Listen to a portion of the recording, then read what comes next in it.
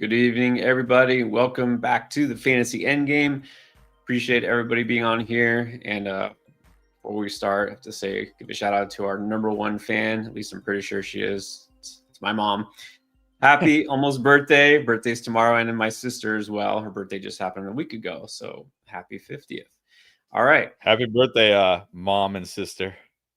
There you go. You got it. It's official now. Verified on YouTube. So I made them promise I would do that. All right. All right. So let's figure out what we're doing for week 7, which we still got some time. I feel like each week is just flying by faster and faster. I can't believe we're in week 7. I can't believe October's halfway over, but here we are. You know what?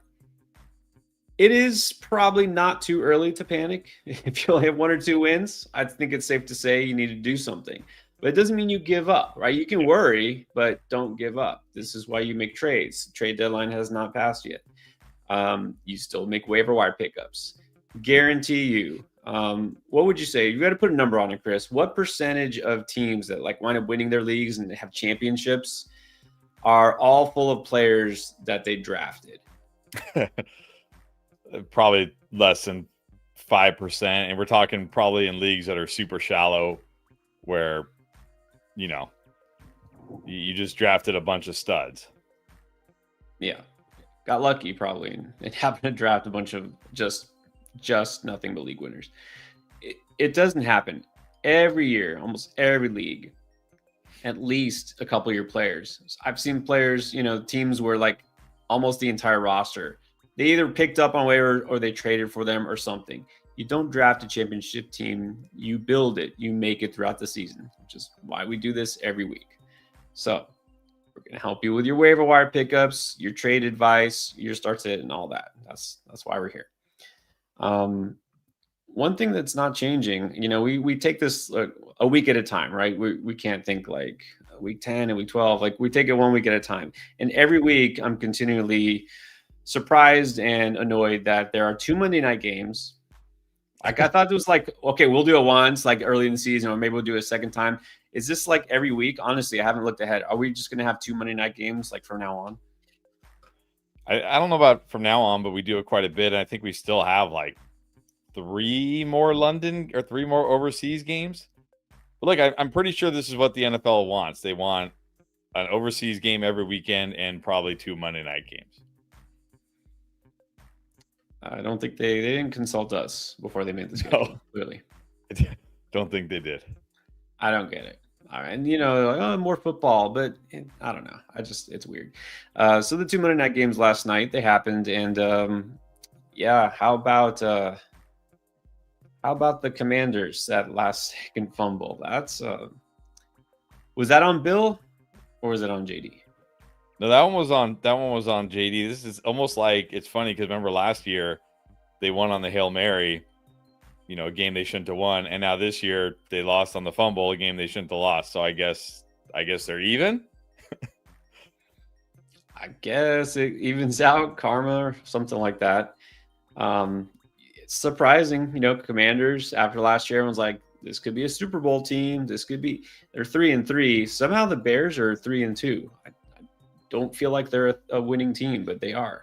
I don't know. A lot of people panic because DJ Moore was taken to the hospital after the game, and everyone's like, what? Didn't see any injury afterwards. It sounds like it's not a big deal. Is that right? Yeah, it sounds like it's not a big deal.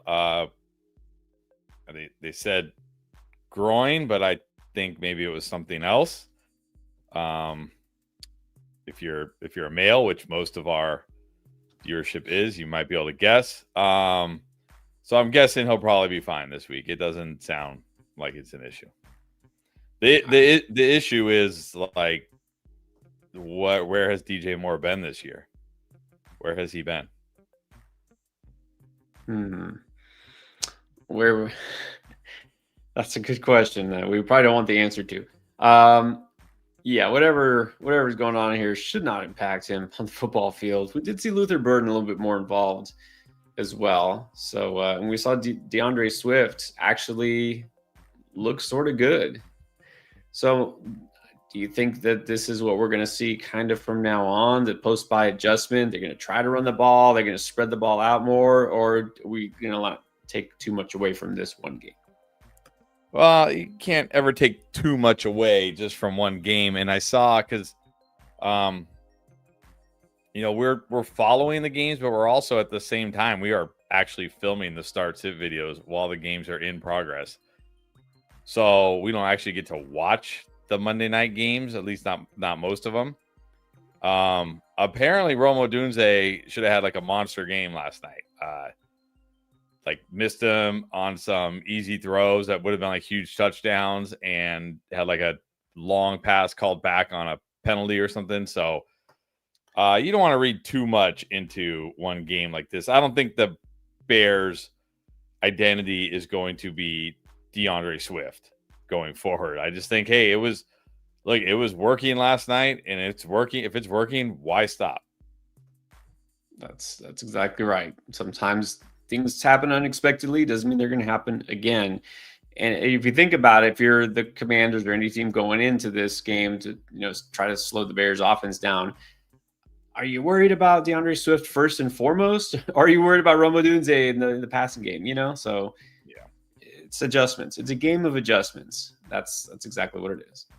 But yeah, I did see that. And this is why, the analytics crowd, we love analytics, but you can't just look at a box score and say, I know what happened. Because like you said, right. Romo Dunze, if you look at the numbers, you're like, it was a bad game.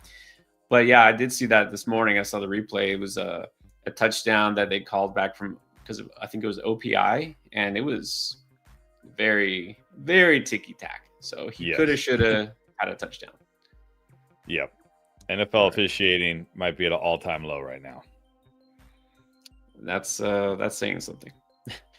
And then maybe good timing. Maybe the Bills got caught napping before their bye week, but 14 points. Josh Allen, not so great numbers. So here we go again. People are clamoring for them to trade for a wide receiver. Do you think they're going to trade for a wide receiver? They're going to do this again. They're going to go get their Amari Cooper part. They're going to go get Calvin Ridley with a hamstring injury or something like that. Mm-hmm. Jacoby Myers, who basically does the same thing as Khalil Shakir. Look, I don't think the issue, certainly it doesn't help that they don't have like that guy that they, it's like, okay, go make a play. Outside of maybe James Cook, but he's a running back. But it didn't help that 3 of their starting defensive linemen were out last night, and they had no answer for Bijan Robinson at all, right? They had no answer for him. They got, like they had no answer for even Tyler Algier. First time he touches the ball, he goes for a 25-yard touchdown. They just had no answer for the run game. So I think, they need a wide receiver, but I think they actually have bigger issues like that defense. That's a good point. Yeah, I understand, like, you're not thrilled that Shakir's like your number 1, and Josh Palmer's like your number 2. Look, I understand that. Keon Coleman obviously not going to live up to expectations, but like you said, bigger fish to fry. And look, they had a number 1. They had that guy. His name was Stephon Diggs, and they could have kept him, and they chose not to. So this is what you asked for. This is what you wanted, Buffalo. Like, oh, we're going to spread the ball around. We don't want a Devo wide receiver. All right, well, here you go. You made your bed. Enjoy lying in it. I'm not a Buffalo fan, if you can tell. Anyways, doesn't matter. So those games happened. It's over. We're on to next week. We're here to help you out, figure out what's going on for next week's game. Buffalo's going to be off. Baltimore's going to be off. But other than that, it's a full slate. Yeah, we have a London game and two Monday night games. Awesome. All right. We're going to get to your questions. You know why we're here, and answer as many as we can. If you super chat, guaranteed it will be put on the screen and answered in detail. Our YouTube members, those are the little membership thing, of course, get yours as well. Do as many other questions as we can, depending on the time that we have. And there's also another way you can ask your questions, but first, I got to talk to you about Underdog. So don't forget, you get a gimme pick if you sign up for the first time on Underdog. If you haven't tried it yet, this is the best time to try it. Get the gimme right now. It's Jalen Warren just getting 1 yard. Take the higher on that, and you get it if you use code Endgame when you sign up as a new customer, and you also get up to $1,000 of bonus cash for your first deposit, depending on how much you put in there. You get your special pick, and you also, for a limited time, will get another $100 in bonus funds when you play $5. So you get your free pick, combine it with any other pick, put at least $5 down, you get $100 of cash in your account. That's how it works.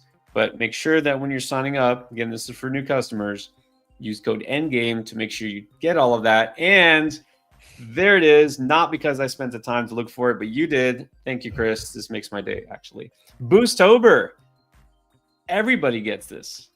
All right, new and existing customers. Every day for the month of October, you're going to get unlimited 30% boosts. And this is true. You go on there and you start making your picks, get a little profit boost. So that's nice. Add to your winnings.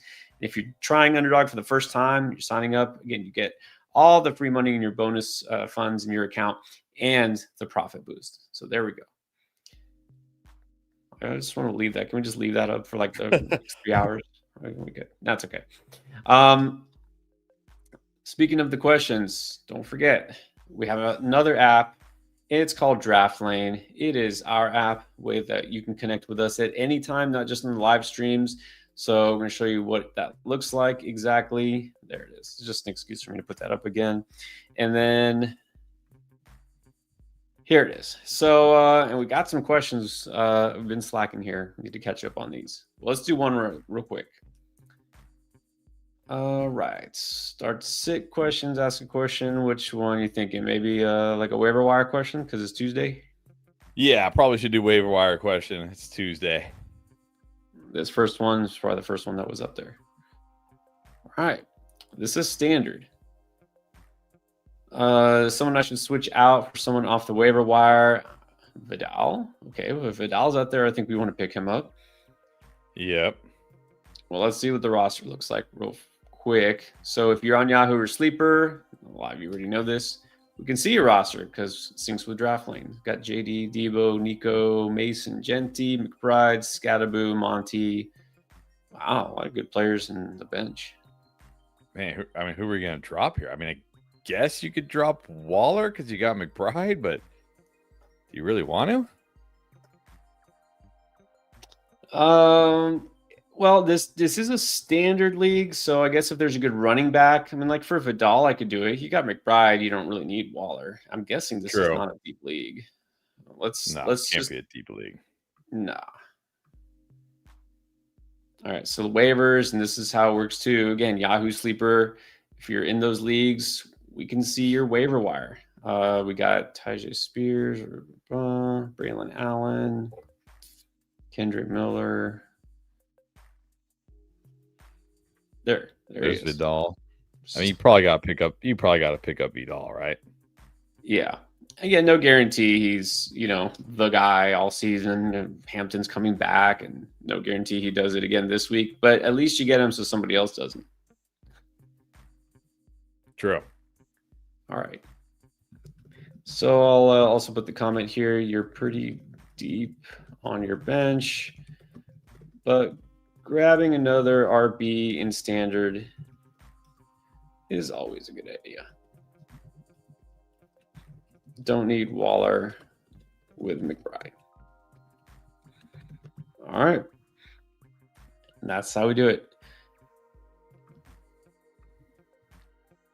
All right, we got plenty of others. We'll get to those later because we got super chats to get to. But don't forget also, for limited time, if you use code Endgame here, you get 10 free credits to use on Draft Lane. So don't forget about that. If you haven't tried it, again, free download, risk-free to use. Check it out. All right. Let's get to the questions. First up is Bert. Grade the trade. I see Bam Knight. Love it. You love it when somebody picks up a player and then immediately trades him.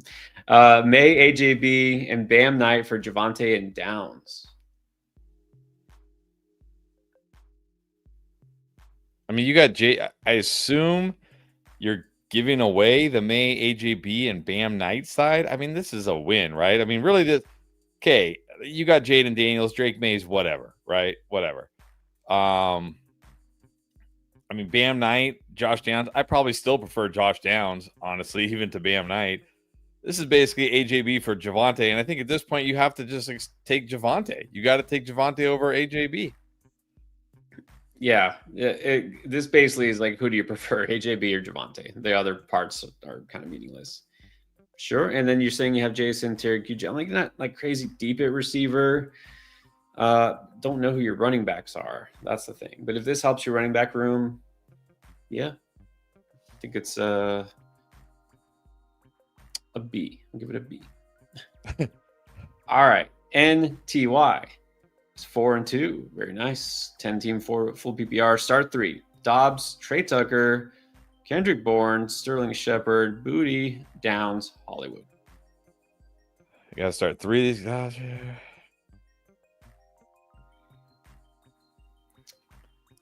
All right. Man, 4-2, and you gotta start 3 of these guys. Dobbs is who I have the highest. So Dobbs will be 1. I got Bourne next.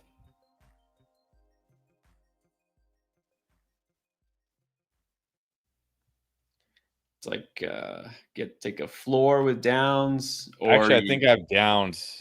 Yeah. So actually, the order I have them is Dobbs, Downs, Bourne, because I feel like even if Jennings plays this week, which he probably will because he played last week, he's not close to 100%. He's like, he shouldn't even really be out there, right? I still feel like Bourne. So I'm going to go Dobbs, Downs, and Bourne. Yeah, I think we can just keep throwing Bourne in the lineup for now until things change. All right, Spearsy, what's up? Needs 2 receivers in a flex. Pickens, Odunze, McMillan, McLaurin, or Addison.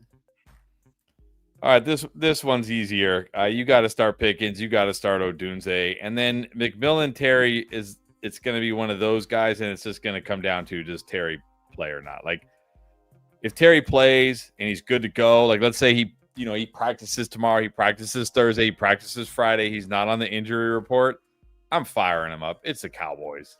I'm firing him up. So it's definitely Pickens, Odunze, and then it's Terry or Ted. Yeah. And I know I will say I like McMillan still this week because, last week, it's the Cowboys, and this week McLaurin, it's the Cowboys. But yeah. McMillan does have a good matchup as well. Play with the Jets, right? And I think the Jets play a lot of man, and Ted is dominant basically against man. But you got to worry about target share. If McLaurin is out there, yeah. Again, if we know he's out there, not like it's Friday and Saturday, they're like, well, maybe he'll play. Maybe no, then forget it. Ian Rankin, should you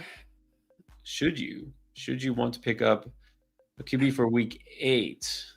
No. All right, well, let's entertain Stafford, Darnold.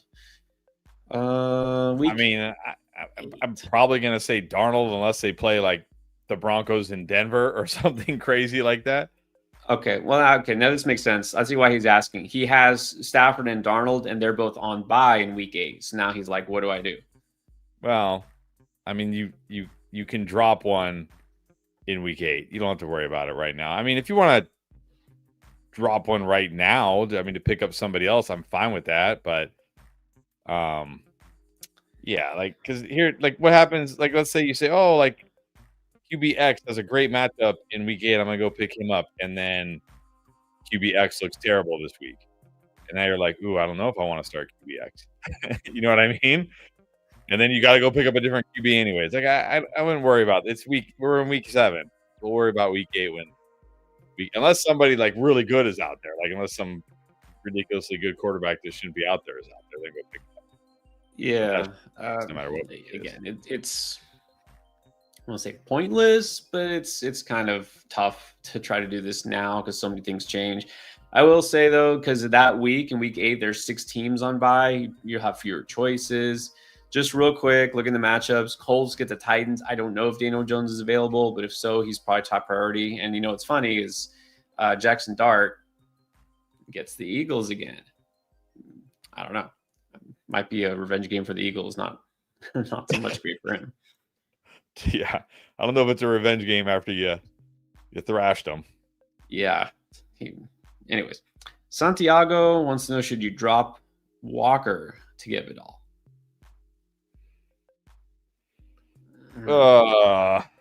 I don't think I can do this, right? I can't do this.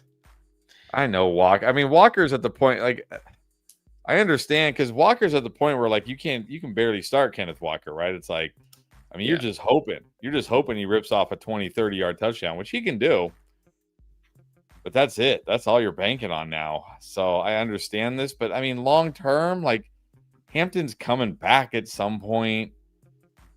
It's not like Vidal is, guaranteed to be a workhorse running back until Hampton comes back. I don't think I can do this. Not for Walker. That's exactly right. Look, if Hampton was out for the season, sure. He's not. He should. We hope he comes back in 3 weeks.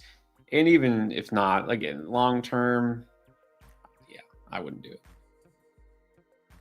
Run CMC, aka Julio. Rest of the season. All right. Fair question. Vidal or Henderson? Oh, man. This is almost the same thing, though, right? Vidal's not going to be the guy probably come playoff time. Henderson, there's a small chance. The difference to me for Walker and Henderson is, like, it's not like Walker, at least we know, is a good running back. We've seen him be a good running back. He's been good this year. Just for some reason, I don't know when they fell in love with Zach Charbonnet, but somewhere this offseason, they just absolutely fell in love with Zach Charbonnet. And no matter how bad he is, they can't, like, you know what I mean? They're like that friend of yours who's dating, like, that girl who's, like, terrible, like, in every way, and treats him terrible. And you're like, dude, you need to get out of this relationship. He's like, no, she's perfect. It's like, what are you seeing that the rest of us are not seeing? Like, she's terrible, right? That's what's going on with Zach Charbonnet right now. They're like, oh my God, he's so good, as he gets tackled for another 3-yard loss, right? It's like, but at least there's a chance that, like, if at some point maybe they're like, okay, this isn't working, maybe we do need to give Kenneth Walker the ball more. My issue with Henderson isn't just the fact that, like, they won't stop giving Ramondre the ball. It's the fact that I haven't seen anything from Travion Henderson that is like, they should give him the ball more. Like, maybe he's been better than Ramondre, but only slightly better. He's still been really bad. You know what I mean? It's not like he's, it's not like Bill, who was, looking good in his limited touches, or, who else? Like, even Scadaboo, but looking good when he was getting his touches. It's like, Henderson's looked bad, just almost as bad as Ramondre. But at the same time, Vidal, I don't know. I'd probably still keep Henderson rest of the season, but this is actually tougher for me than the Walker one, for sure. It is tougher, yeah, because Henderson, again, this is Josh McDaniels and his diabolical doing is what he does. Yeah, I would just like to stay optimistic on Henderson. It's a 10-teamer. But if you just want Vidal and see what he does, that's I guess it's doable. It's fine if you don't want to hold on to Henderson. See, here, fantasy endgame, you get football and relationship advice. Unexpected. didn't know that was coming. Speaking of, Booty or Pearsall? Well, Pearsall plays. It's definitely Pearsall. This is a great matchup for Pearsall. We'll see if he actually plays, though. Right. That's the thing, if he's going to play. Waller or Fannin? Well, this is another one where it's going to be like, if Njoku plays, it's definitely Fannin, because I just saw, like, since Dylan Gabriel has taken over as a quarterback, the Browns have targeted tight ends at the highest rate of any team in the NFL right now, like, by far. Like, they're just, It's like Dylan Gabriel can only throw the ball 5 yards to a tight end. That's, like, all he can do. It's like, look, I get like, Shedeur Sanders must either really be a terrible person or a really terrible quarterback for them not to give this guy a shot. Because Dylan Gabriel, oh my gosh, But anyways, it's Fan, and if Njoku's out, otherwise Waller. And I think also option C, which actually the answer is option D, all of the above, is that the Browns are just a terrible franchise. Just don't know what they're doing. I think it's all of the above. Dylan Gabriel is not that great. I don't know about Sanders personally, but obviously he did something to make people not want to draft him. And the Browns are just like a dumpster fire. So there's that. But Fannin should be good. John. Hurts or Herbert? You still got to go Hurts here. It's not like Herbert's matchup is good this week, but not even as good as it was last week. So I think you got to go Hurts. Still starting Hurts if you got Hurts. 2 running backs in a flex between, well, you can't start Henry. He's on bye. No. Brees, Monty, Javonte, Woody Marks start 2 receivers. If Puka plays. And then a tight end. Yeah, I'm going to go Javonte Hall at running back. Obviously, Puka, if he plays. Ladd would be my second choice. Diggs would be my third choice.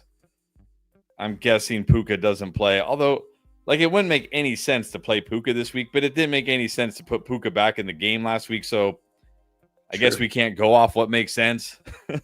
Definitely not anymore. Why did they put Puka back in that game? Imagine if he made it worse than that. From that, it's made no sense. But anyways, I can't flex DJ Moore. I guess, again, assuming Puka is out, I guess I'll just flex Monty, hope for that touchdown. Njoku, Johnson, Hawk. Oh, man.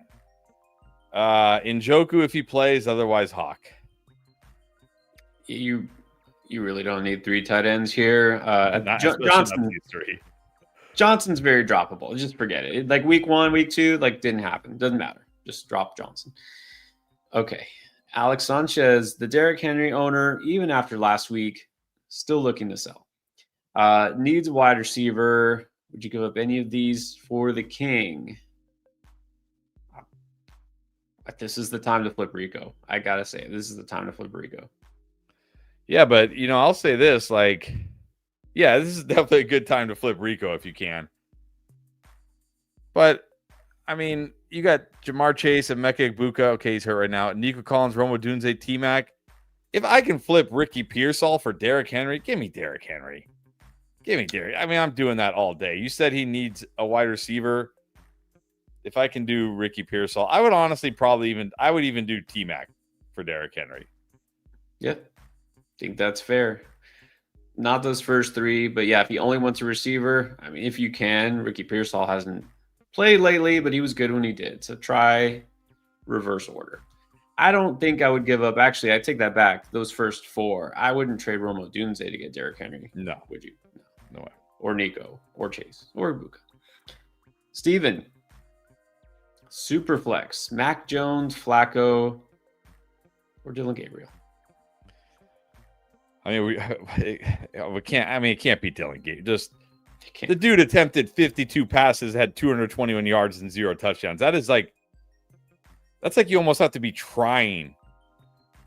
Hey guy, you have to wake up that morning and say, my goal today is to throw the ball as much as I can for the minimum amount of yards and touchdowns as I possibly can.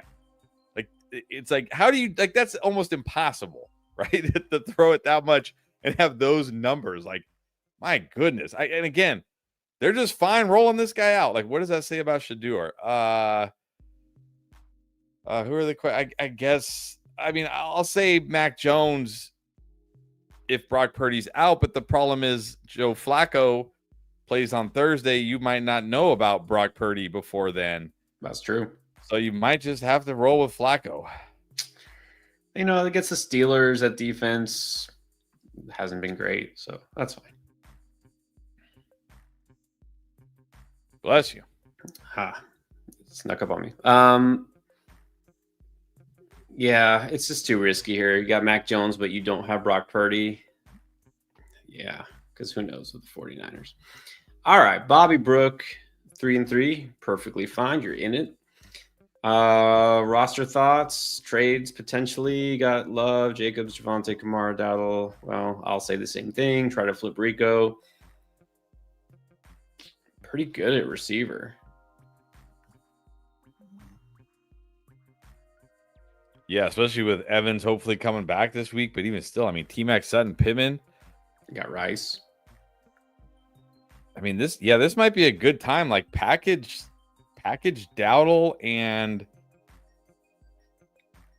T-Mac coming off a nice game. I mean, yeah, you got Rice coming back. Evans should hopefully be back this week. Next week, the latest, you got Sutton.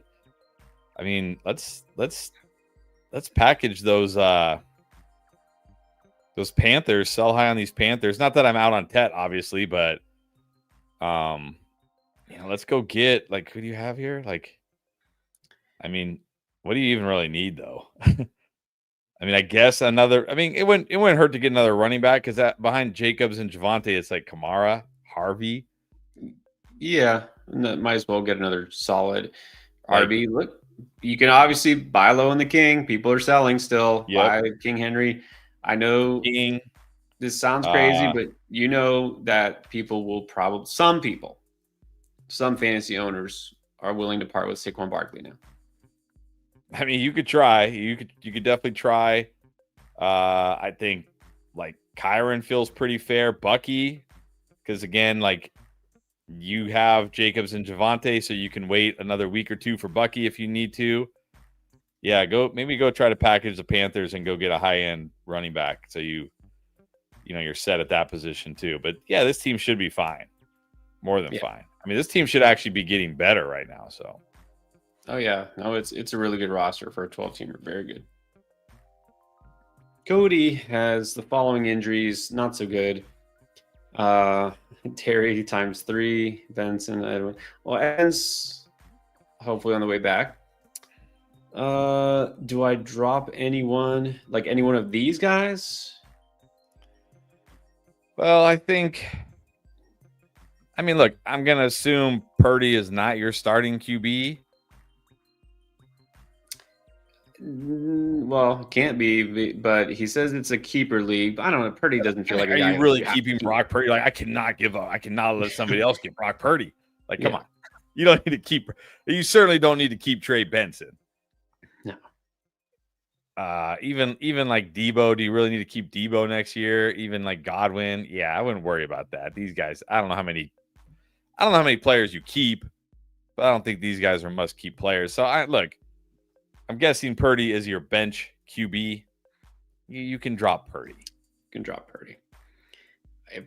I would hope you have IR spots. If so, you should be able to stash Benson there. If you can't, I mean, you don't have to keep him. That's the only one. Only if you can pick up. You're like, okay, I have to drop Trey Benson if I want to pick up Kamani Vidal.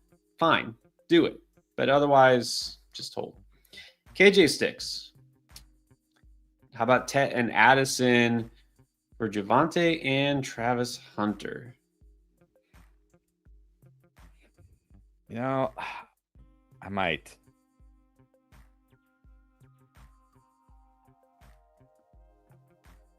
I mean, I don't really want to get Travis Hunter. To be honest, it's like whatever. Yeah, I'd rather do this without Hunter and just clear up a roster spot. Yeah, but I mean, if you need running backs, I mean, to get Javonte, I might do this. Like, I mean, even last week, like Tet, yeah, he had those 2 touchdowns. That was great, but didn't do a whole lot outside of those 2 touchdowns. So I might do this if I really need running back. I might do this just to get Javonte. I'll say this because if you Travis Hunter, you're getting nothing really, right? Nothing for fantasy standpoint. Let's just be real. He's giving you nothing. I don't know if this guy will give you 2 running backs for 2 receivers because that might deplete his running back room. But I would rather than Travis Hunter take a chance on like RJ Harvey, like maybe inheriting more touches, or like a Tootin, somebody like that. Even a Vidal, at least somebody who can help you, Yeah. All right. John Wickering. Which trade I asked league for wide receivers? Too many running backs. I hate when that happens. Diggs and Pollard for Scadaboo. It's okay. Or there's a lot here. Or I asked for Henry, Sutton, for Swift White. Well, I'm not sure somebody's going to give you Derrick Henry and Cortland Sutton for DeAndre Swift and Rashad White, but you never know. JT and Ibuka for Collins.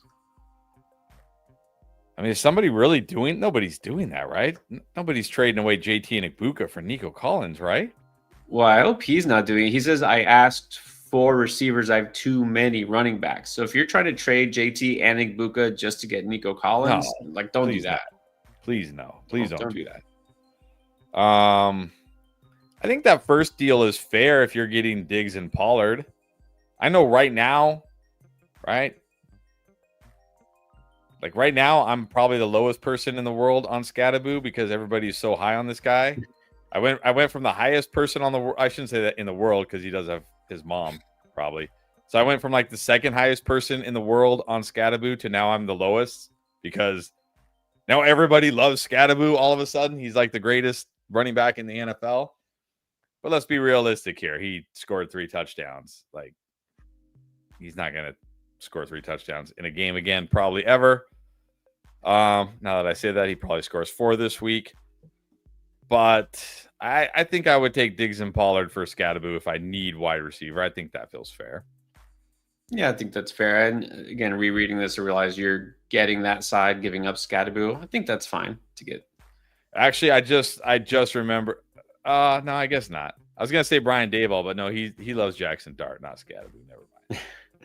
Oh, he definitely. I'm pretty sure even Jackson Dart's mom doesn't love Jackson Dart as much as Brian Daboll. Not at this point. I think that's pretty obvious. Mine. Okay, this is John following up here. I think he's showing us the rosters. Needing a wide receiver 2. So again, he's like, look at all my running backs: Genty, JT, White, Scatterboo, Swift, Benson. Yeah, don't trade JT and Ibuka for Collins, please. Don't trade JT at all. Right. Like if you really want Nico, I feel like Genty for Nico is fair. But you kind of need Genty. Because I mean, you do have Scatterboo and Swift, but I mean, get Ibuka, Pearsall. I mean, I guess you really need oh man, I see why you need wide receivers because Ibuka's hurt. You got Bourne. Who knows if Pearsall is going to play? Io Manor. Look, for your team, I would be fine doing Genty for Nico. I think Scatterboo for Olave feels very fair. True. We're gonna do that first one. Scatterboo. If you're gonna give him Scatterboo to get Diggs and Pollard, it's fine. Yeah, it's fine because you don't really take a hit. I mean, you do take a hit at running. I still prefer Scatterboo to Pollard, of course, but right. At least you still get Pollard, so you have somebody there, and Diggs should be fine at wide receiver. So I'm okay with those, but don't do JT and Ibuka just to get Nico. No, that's too much. Right. All right, then back to Bobby Brooks. So got some trade offers: Sutton and Harvey for Derrick Henry. Derrick Henry.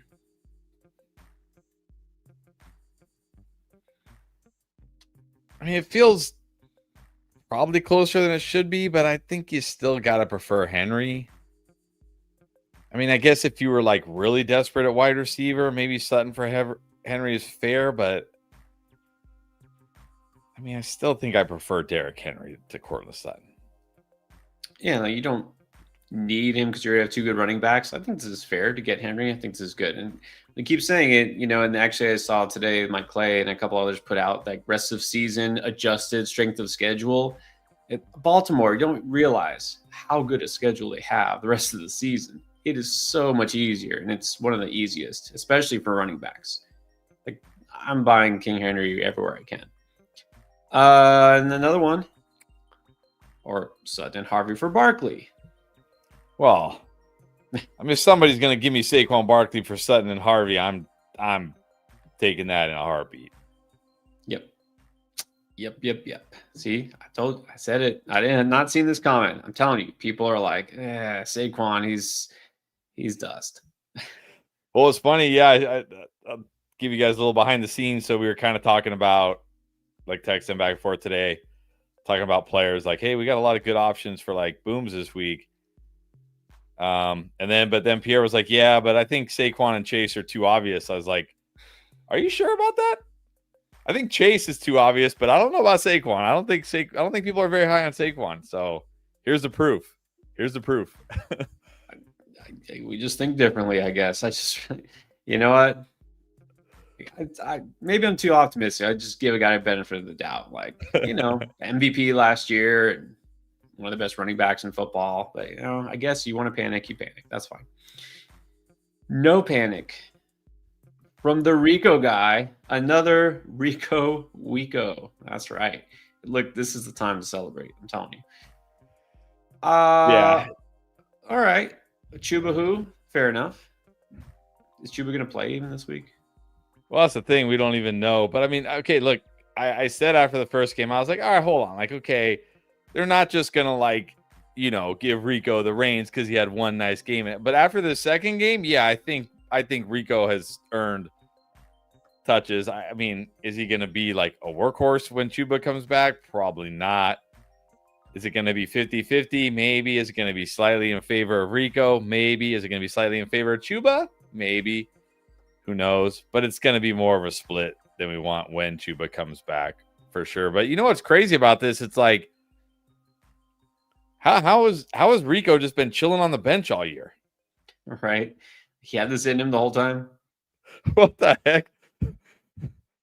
Man, I'll just say it for the sake of Cowboys fans, they're at least glad. It's a good thing Javonte Williams has been good this year because they saw Rico going off and Javonte was turning out like 3 yards a carry, and it would be riots.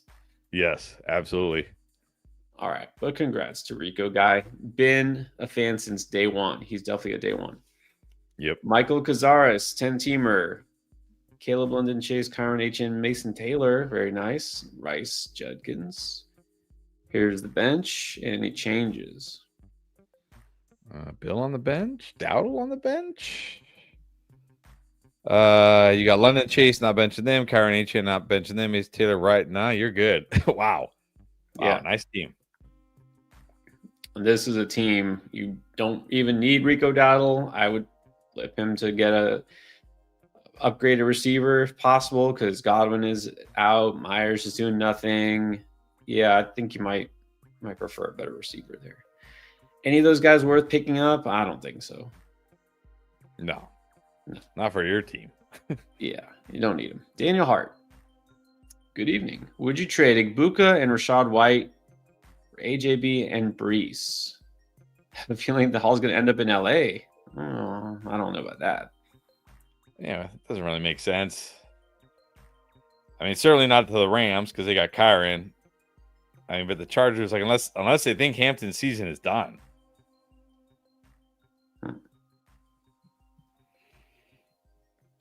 I mean, Igbuka and Rachaad White. I mean, you hate to trade away Igbuka, right? But look at he might miss multiple weeks with a hamstring injury.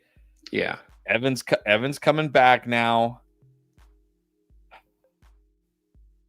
I mean, I don't really want AJ to I'm not actively trading for AJ Brown or Breece Hall right now because, again, I feel like AJ Brown. I think we've seen enough now that we kind of know what we're going to get from AJ Brown this year. Yeah, he's going to have some good games because he's too good of a player and too good of an offense, but he's probably not going to be a week in, week out stud. And Breece Hall, it doesn't matter. Guy had 23 carries for 59 yards last week. Yeah, he's getting all the work, but he's stuck in that Jets offense. It's what does it even matter? It's give him 40 carries in that Jets offense. Does it even matter?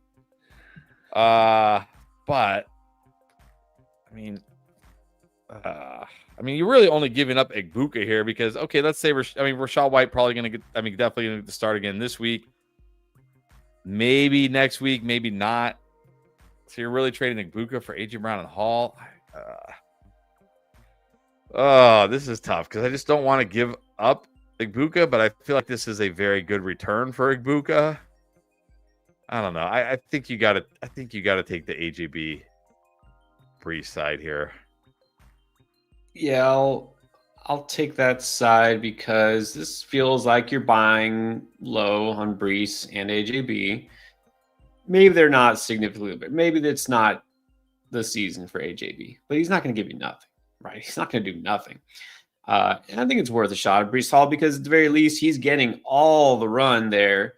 And Rachaad White is going to stop getting all the run in a couple of weeks when Bucky Irving comes back. That's the thing. And Ibuka's not giving you anything for a couple of weeks. So I think it's worth it. What about this? I just noticed this in the chat. R27. What about Brees Hall for Scatterboo straight up? This one's actually close for me. They kind of feel similar in the sense that they're both the workhorse running backs in bad offenses. You know, Brees Hall gives you that explosive big play ability, but Scatterboo gives you that consistent, you know, churning out yards. So at the end of the day, you know, excluding touchdowns, of course, they probably kind of end up with about the same amount. Like, I feel like at the end of the year, like assuming Brees doesn't get traded somewhere fantastic, which I don't even know where that would be. Like I feel like they're probably going to be very close in stats, and it'll just come down to like who scores more touchdowns. And I mean, it might be Scatterboo now because he already had 3 in one game. So I don't know. This feels very lateral to me. Yeah, it could go either way, honestly. Oh man, this Jets offense, it's pretty rough. Like, you know, you'd like to say it can't get worse, but it could. It's possible. So, I don't know. Again, maybe I'm optimistic. I would say I think I'll stick with Brees Hall for now, but this could go either way. William. Speaking of the Jets offense, drop Mason Taylor for Gadsden. No. Really like Mason Taylor this week. I know. It's tough. It's tough to envision a world where Jets players have value in fantasy right now, but this will be a better week for Mason Taylor. Marcus, what's up, Marcus? Traded away Debo, Worthy, and Kamara for Henry and Evans. That's got to be a win. Yeah, that's a win. That's a win. Sorry, Marcus. I saw your message, but I was in the middle of something, and then I forgot to get back to it. Yeah, that's a win. Definitely a win. Hoping for a win here. Robert is just remember his league is point per carry. Yeah, I was gonna say King Henry, a smash in that league. Robert Perky said he's running a boat called the Lady Alaska. Does he 80,000 pounds? Remember he said this. He said this, was it last week or were you? Maybe it was the day you weren't on the stream. You remember that show like Deadliest Catch or whatever? He's like one of those. He's like a crab fisherman, or he's a crab fisherman. Wow, so that's awesome. They're about there. You go. Barry C. King Crab starts tomorrow. Not much time to change lineups and too many times this week. Stay tuned on the content. Wow. 25-5 last week. Well done. So this is for those who don't know, a longtime viewer, Robert is in 30 leagues exactly, not exaggerating. And yet you barely have time to do that. And you're doing this, you're on the sea, man. Yeah, I don't know how you do it. No, do you get like phone service out there? I wonder, do you get phone service or no? That's a good question. Maybe that's why he's checking in. Well, obviously, whatever you're doing is working. So, and if you get over your 80,000 pounds, accept deliveries, put some crab on ice. I'll take them. I'm a big fan. All right. Good luck, Robert. Jason Quinones, Darnold or Purdy? We got Darnold higher. I know it's a tough matchup this week, but he's at home. He's been so good. Purdy, we don't even know how healthy he is yet. I'm going to go Darnold. Yeah, I really don't like Darnold this week, but again, Purdy, like, who knows? I would like to just say I hope he doesn't play and you can play Mac Jones, and I would just play Mac Jones, but we don't know that either. So, what about here? He says he needs to drop 2 of these players. Well, you can drop whatever quarterback you're not playing. I mean, you can drop Bam Knight. Are you really starting Bam Knight? No. You can drop Bam Knight. Yeah, in this case, you do need to hold another tight end because we don't know about Kittle. He may not come back. So let's do that. Zachary Mudd needs RB2 and a flex. Monty Pollard or Henderson. And then for flex, those guys or those guys. Oh, man. Yeah, I'm going to flex Downs. I think I have Downs highest. Let me make sure I have him. I'm pretty sure I have him over Booty this week. I actually like Downs this week. Yeah, I got him over Booty. I'm going to flex Downs. I don't like any of these running backs, but I think I have Monty the highest. Yep. I'm going to go Monty Downs. Pollard. Wait, RB. Oh, an RB2, not two RBs. All right. Well, then, yeah. The problem with Pollard is, first of all, they're playing the Patriots, which is an extremely tough run defense. But also, we did see a lot of Tyjae Spears last week. And now we have an interim head coach. We don't know. I don't know. I'm just going to go. I'll go Monty and Downs. I'm okay with Booty too, but let's not forget week 1, Booty went off and then was Booty in week 2. He might be Booty again this week. Literally. Exactly. Yeah, Downs is fine. He not the highest ceiling, but he does give you a floor. He's getting targeted, so there's that. And Monty, they're at home. They should score a bunch of points. Fly is Kane. What's up? 4-2. Second place. Nice. All right. It's just the beginning, though. We're going to keep going. Drop candidate between Gainwell, Aaron Jones, Io Manor, Jawan Jennings. It's either Gainwell or Io Manor. I'm probably dropping Io Manor because at least we saw, if Jalen Warren's out, it's going to be all Gainwell. At least there's that potential. What is the potential for Io Manor?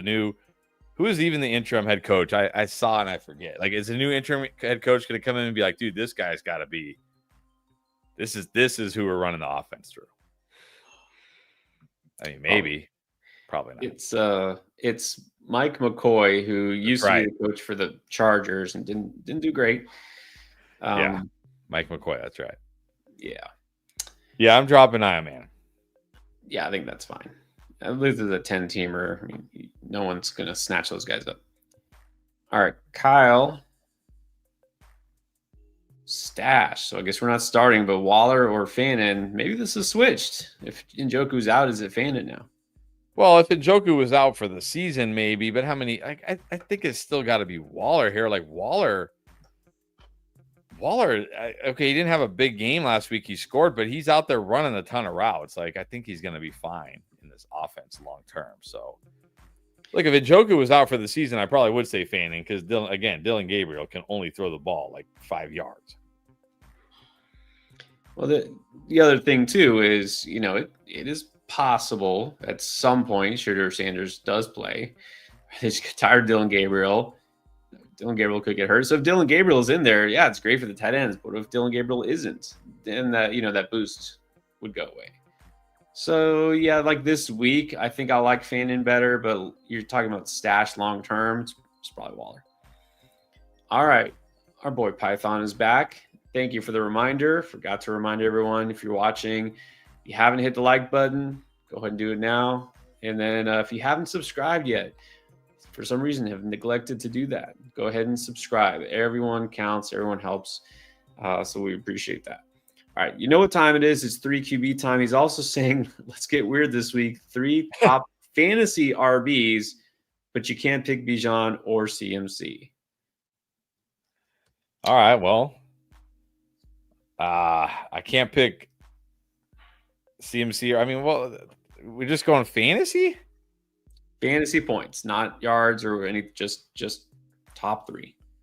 Well, it's got to be who are our must start? It's got to be Jahmyr Gibbs, JT,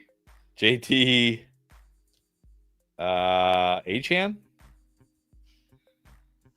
They won't necessarily. We didn't have Rico as a must start, but you had a feeling that Rico could be, and Rico was the top scorer, so it could be a guy like that. Well, it's true. It could be Quinshon Judkins this week. It could be Quinshon Judkins. I think he has a chance. If we're talking the non-obvious. Okay. Well, so who are you going with? You can only pick 3. Well, if I'm gonna pick JT because I mean, hasn't he been like one of the top scorers every week of the season? Pretty much. Let's see. Who do the Packers play? The Cardinals. That's not bad. Who do the Dolphins play? Dolphins play Browns. Any catches? Who do the Lions play? Lions play the Bucks. I'm gonna go JT Judkins.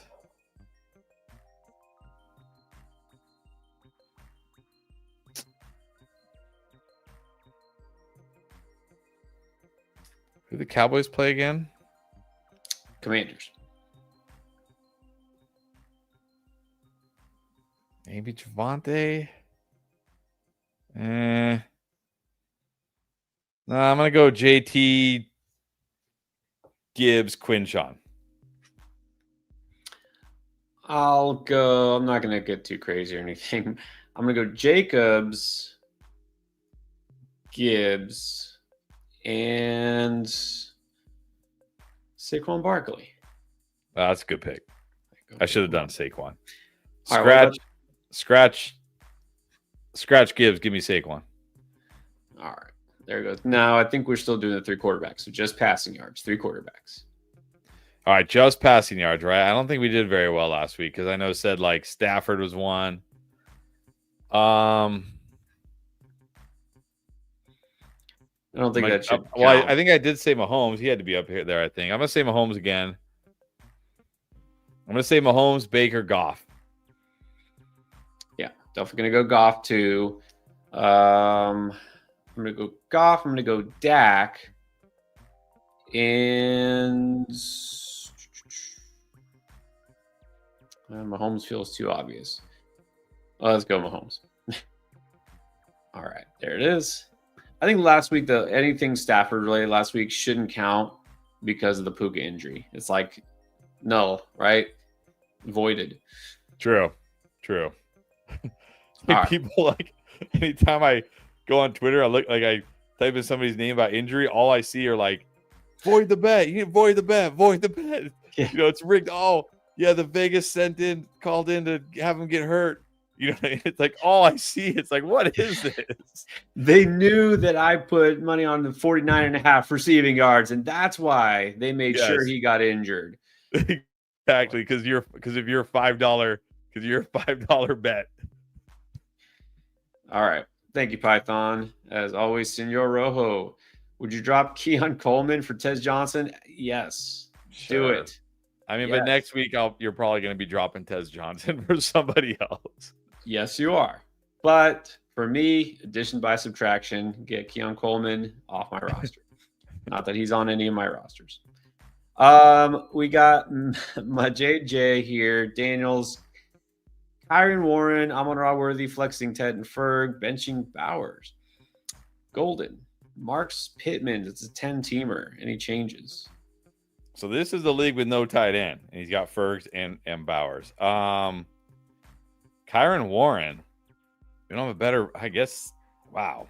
We don't. All right. I guess you're rolling with Kyron and Warren. Amon-Ra Worthy's good. Tep Ferguson. Yeah, I don't love Pittman this week, honestly. So, I mean, Golden Ferguson is close. I will say, look, if CeeDee Lamb plays this week, I mean, that's got to be a hit to Ferguson. It's got to be. So, if CeeDee Lamb plays, I might go Golden over Ferguson, but it's close. All right. Yeah, let's see how that works out. I mean, I love to put a different running back. I know I said Marks could have value. I probably wouldn't put him over Warren just because Warren gets the Bengals. It's close, though. Cassie 420. Will not flex a wide receiver in no PPR ever again. Oh, Chris, and you'll probably say, like, I told you so. Yeah. Well, I mean, come on, like, it's just wait. So you started those wide receivers over running backs like Scadaboo or Henry, and I mean, look, maybe I don't know, maybe I told you to because I don't know. I don't probably remember. not a non PPR. I almost always go with the running back. Pretty much always. Rome should have had a bigger game. El Sutton, I don't know. Well, anyways. But yeah, non-PPR, you always say wide receivers are so devalued. It's just almost opposite way of thinking from PPR. Yep. Let's do a couple others. We're catching up. Let's get all right. Let's do a little lightning round. Sorry. Just all right. Funny comments. Roman loves the show. Thank you, Roman. Drop Fields like a bad habit, yes. Or Caleb Williams, pick up Bo Nix, but why? Yeah, I mean, you could drop Fields for Bo Nix, but you got Caleb Williams. Why don't you drop Fields for somebody else? Yeah, exactly. Billy Mack. You have to pick. Your two, these are probably like your favorite preseason running back and your favorite in-season running back. Who are you picking this week? It's actually probably true. I think you got to go Judkins this week against the Dolphins. Scatterboo on the road against the Broncos. Good luck. Good luck if you're rolling out Scatterboo this week. Yeah. Can't overreact to good weeks or to bad weeks. This one is kind of mind-blowing to me. Jet Shepard. Trading Jamar and Bill for Puka, Waddle, and Jordan Mason. Wow. I mean, we still got to prefer Puka here, right? Like, I know Chase has been great the last 2 weeks, but Puka has been great all year until he got hurt last week. And look, the nice thing for Puka is even if he misses this week, then it's the team's bye. So that's like 2 weeks where he gets to recover, and then hopefully he's back and good to go. Waddle's been like Waddle, Krosky, Merritt. That feels close to me. I think I got to take the Puka side here. It's just getting Puka is too good to pass up. Waddle has been really good. I think if you can feel pretty good starting Waddle now. I mean, I would take this. Mason, Bill should be better long term. I think you take the Puka side too. Jim ZJ. Is Bourne a keeper or a sell high? Sell high. Yeah. Anytime you have a player like this, if you can sell high, you sell high. But like sell high means, sell high. Like don't trade Kendrick Bourne and get, like Khalil Shakir or, Travis Hunter. Like those guys are fine, but is that really selling high? That's just kind of like selling, right? Like if somebody out there is like really excited for Kendrick Bourne and they're like, here, take my injured Terry McLaurin. Like, okay, thank you. Stuff like that. Yeah, you got to. And not that you have Pearsall that makes the difference, but you could be in one sense, giving the advantage of like once Pearsall comes back, you got him. You still, of course, have to prefer Pearsall to Bourne, but then that devalues Bourne. So you sold high and you took advantage of it. You're gaining twice. In other words, it's like a double win. That assumes Ricky Pearsall actually comes back and plays. He will. Justin, 6-0. No, it may not last, but enjoy it while it lasts. Don't have Puka. Okay. And needs help. 2 running backs, 1 flex. Got Harvey, Sharps, Vidal, Kirk, Leggett. Tutu? Atwell is he even playing? He's hurt. I wouldn't even play him. I mean, anyways. I'm going to go Vidal and Christian Kirk. I think you got to take a chance on Vidal over these guys. RJ Harvey barely getting the ball. Charbonnet, touchdown, or you're getting nothing from this guy. Let's take a chance on Vidal. And then I like Christian Kirk this week. The way the Seahawks defend is like everything's short and over the middle, right? Everything's short and over the middle. That's kind of how they play, right? Let's keep everything right there in front of them. That's good. I think that'll be good for Christian Kirk this week. Yeah. I do think it says 2 running backs. Oh boy. Yeah. Oh, you did say, okay, well, in that case, I guess Sharps would be my other one because, RJ Harvey only gets like a handful of touches a game. Right. Yeah. It's not happening yet. You could definitely drop Tutu. Maybe there's a running back out there. Obviously, you already have Vidal, so probably not, but just do it anyways. Speaking of Vidal, this is kind of the question of the week. So let's help Keith and others. Keith Heinen, how much fab are you willing to use for Vidal, especially because he says the bye week, kind of like what we just saw with Justin, has him desperate. Yeah, but let's take a moment here, Keith, and think about this.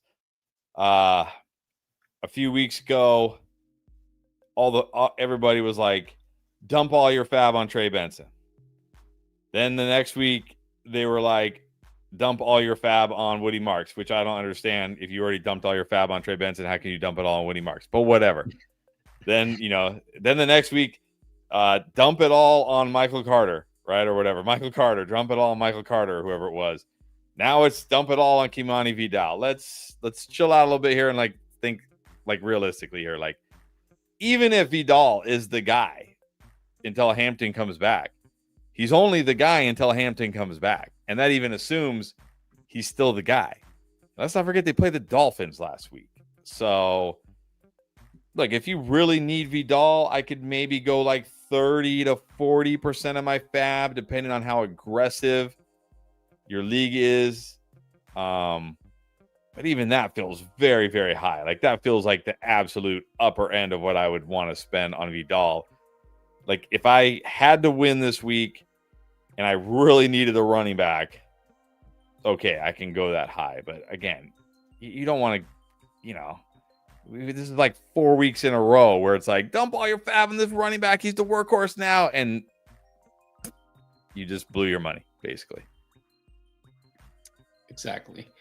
I think the best point there, like you said, it was a good game, but I think is it safe to say the Dolphins are the worst run defense in the NFL right now? I think that's pretty safe to say. Well, yeah, they're close. It's a 3-horse race, I think, between them, the Cowboys, and the Bears. It depends what metrics you want to look at. So the Bears, they're all pretty bad. The Bears weren't that bad last night against Bill. He did not break out. True. I know that. So, anyways, yeah, don't. And again, you're like the bye week. It's 1 week. 1 week. Alexis Aguilar. All right, so we've been talking about sell high on Rico. I think you have to. Tried packing him and Evans for JT and got called a clown. Well, I mean, yeah, let's be a little real. I like shooting, shooting your shot, but let's try to shoot a shot that's somewhat realistic. I mean, Mike Evans hasn't even played in 3.5 games. JT's been like one of the best players in all of fantasy. Like, yeah, I don't think it's like a clown move, but I can see why he rejected it. It's again, you have to be realistic. Like, okay, people are willing to sell Derrick Henry because he's had several down games, right? And Baltimore has been terrible. JT has been basically like one of the best running backs in all of football. So, right. You're just probably not going to get him for anything. So don't try for CMC, Bijan, JT, Puka. Yeah, but still try to sell high. Yeah. But also, I don't know if I want to try to sell sort of low on Evans right now, right? This is a good time to hold Evans. Yeah, I mean, well, this is definitely not selling low on Evans, that's for sure. But yeah, this is definitely a good, This is definitely a good time to be holding Evans, but right. Zachary Mudd in the work league, 12 team, half PPR, flexing Tet, Pittman, Golden, or Bourne. Well, I gotta be honest, I don't love Tet this week going against Sauce, but I don't think I can start those other guys over him. I don't love Pittman this week either, so I'm gonna go Tet. I think Tet will be okay. Got some upside this week. And then Mr. Rivers. Look, we switched the avatar.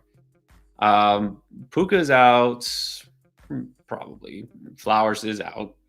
So thinking of trading Saquon. See, I'm telling you. Since I have okay. I have thoughts on this. So you got Rico, but what's going to happen when Chuba comes back? Are you really going to want to start Rico? Do you really want to start Gainwell or Woody and Bam? I don't know. Yeah. Is Saquon for Swift and Odunze fair, though? I mean, at least you're getting Odunze, so I think this is fair.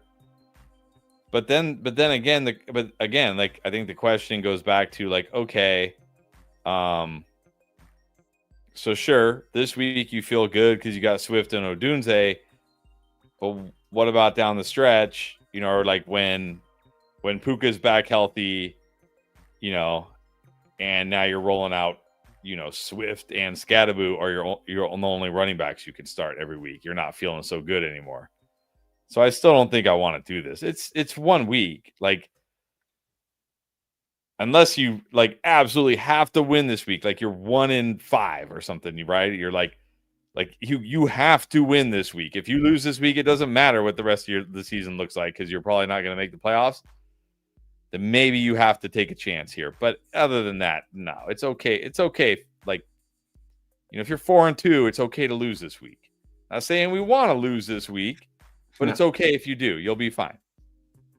And people act like, streaming is the worst thing in the world. I have to pick up some random receiver. Sometimes random receiver off the waiver wire outscores your starters anyway.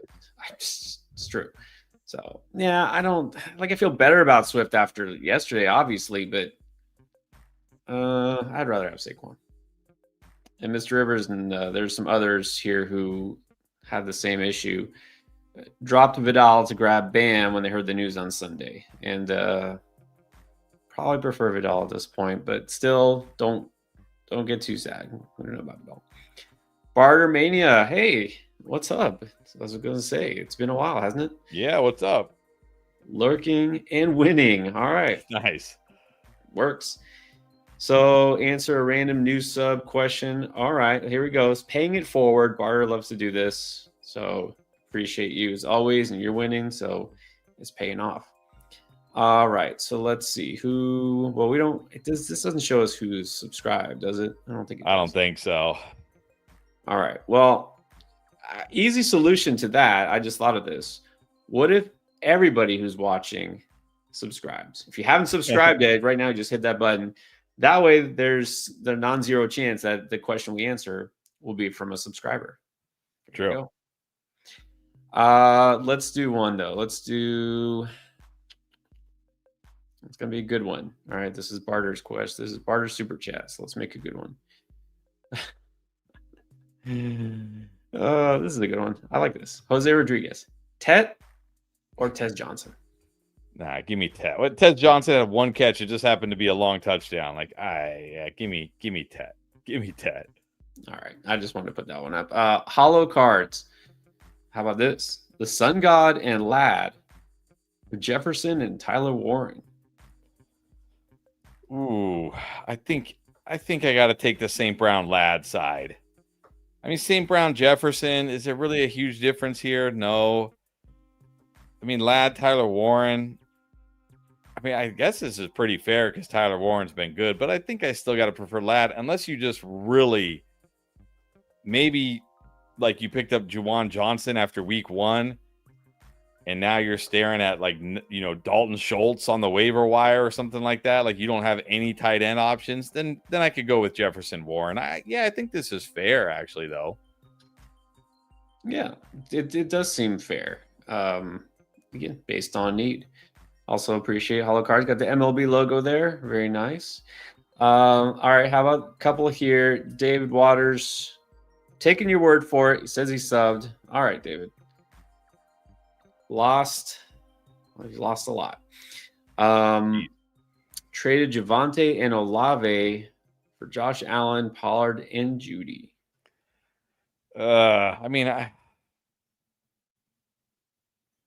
So you gave away Javonte and Olave. I mean, basically Judy doesn't even count, right? Like, yeah, I don't know. I mean, you got Josh Allen at least, so that's good. But man, Javonte and Olave feels like a lot to give up just to get Josh Allen. But yeah, I could say it's bad because you got Josh Allen, but I guess you didn't lose. You lost more receiver than a running back. As long as you can absorb the loss of Javonte, it's okay. Pollard is startable. All right, and then Molly, I saw this earlier. Molly Wap, Molly, has been here before. Was saying she was trying to do draft lane and wasn't able to get it to work. So let's just do this. Henry and Odunze for JSN and Genty. Give me JSN and Genty. I mean, come on, JSN has been. Now that Puka's hurt, he's like the new Puka. Yeah, give me JSN and Genty for sure. Basically, basically, just to get JSN. Yeah, I would do as much as I love those first two players. I think you got to take the JSN side. And just to clarify here, Mr. Rivers is in first place, sitting pretty. So I guess you don't have to worry too much about it. If you take the L this week, you'll still be okay. All right. Yeah, you'll be fine. Don't do anything drastic when you're 5-1 and you're. It's not the time to be doing something drastic just to get a win in week 7. No, and we always say this: don't make moves, especially trades and crazy things, just for a bye week. Like it's not worth it. You still have to think long term. All right, we're gonna get back to the super chats. Thank you, Barter, by the way. Thank you, everybody who has subbed and who has put forth the super chats. We're going to keep catching up on the super chats. This feels like a good time, though. I know we're still behind time-wise, but we'll get there. Quick reminders. First of all, for those who didn't join us at the very beginning or maybe are new, do see some new viewers on here, so thank you, everybody. First and foremost, while you're setting your fantasy lineups, set your picks on Underdog. If you haven't tried Underdog yet, it's the place to go for all of your NFL picks, not just NFL. Hey, it's that time of the year. It's October, preseason for NBA starting up. You got NHL already, right? All the sports, but you probably want to start with football first of all. If you sign up for the first time as a new customer on Underdog, you get a gimme pick, guaranteed win. Jaylen Warren just needs a yard.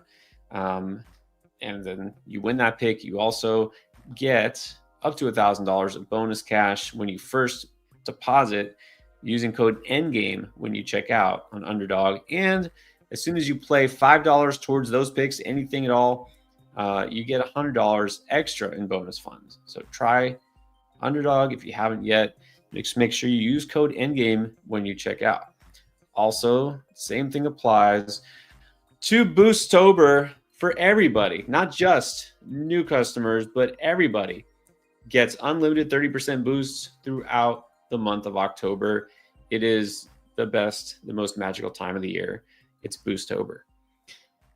And speaking of code Endgame, also, you might already know, we have our app. It's called Draft Lane. Just mentioned it. So if you haven't tried it yet, download it. It is a free download on the App Store and the Play Store. And so you can use code Endgame. You get 10 free credits there to use towards your questions. You can ask any time of the day. A lot of people have been asking. So as soon as we're done answering questions here, we're going to have to answer questions on the app. I know that. Yep. What do we want to do here? Let's show everybody what it looks like if they haven't seen it yet. What are you feeling? Another waiver wire? Yeah, I mean, those are pretty pressing because the waivers run tonight for most leagues. So let's do it. All right, this one and this user used code Endgame, got the free points. All right. Anything valuable with the number one claim or hold on to it? Okay, let's see. Off the top of my head, I mean, I know the priority ad for most people is Kamani Vidal. Again, not knowing the situation here, do you think he's worth the number one claim? No.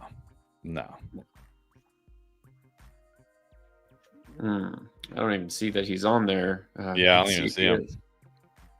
And we can do a search, and this is a great thing. If you're on Sleeper or on Yahoo, well, sometimes it does that. But I'll go back to it. Let's check the roster real quick. Jacobs, Kamara, Ferg, Nico, JMO, Bourne is already taken. This looks like pretty deep benches. Yeah. All right, let's see if this cooperates with me. No, he's not available. Luther Burden, I don't think so. Right? Yeah, I'm not going to waste my number one on him. Like, we want to save the number one for, like, you know, a stud running back goes down and we know who the backup is, right? Yeah, and unless, I mean, we could be searching forever and ever, but unless somebody happens, people do crazy things. Like last week, not even kidding, we were like, I want to drop Derrick Henry. Like if that happens, okay, you use the number one claim, but just in case. Okay, thank God.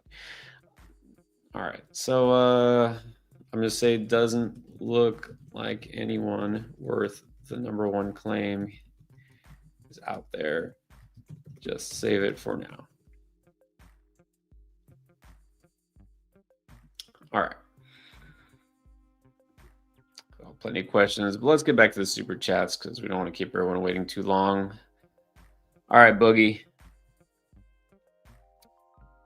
Would you trade Caleb for Kendre Miller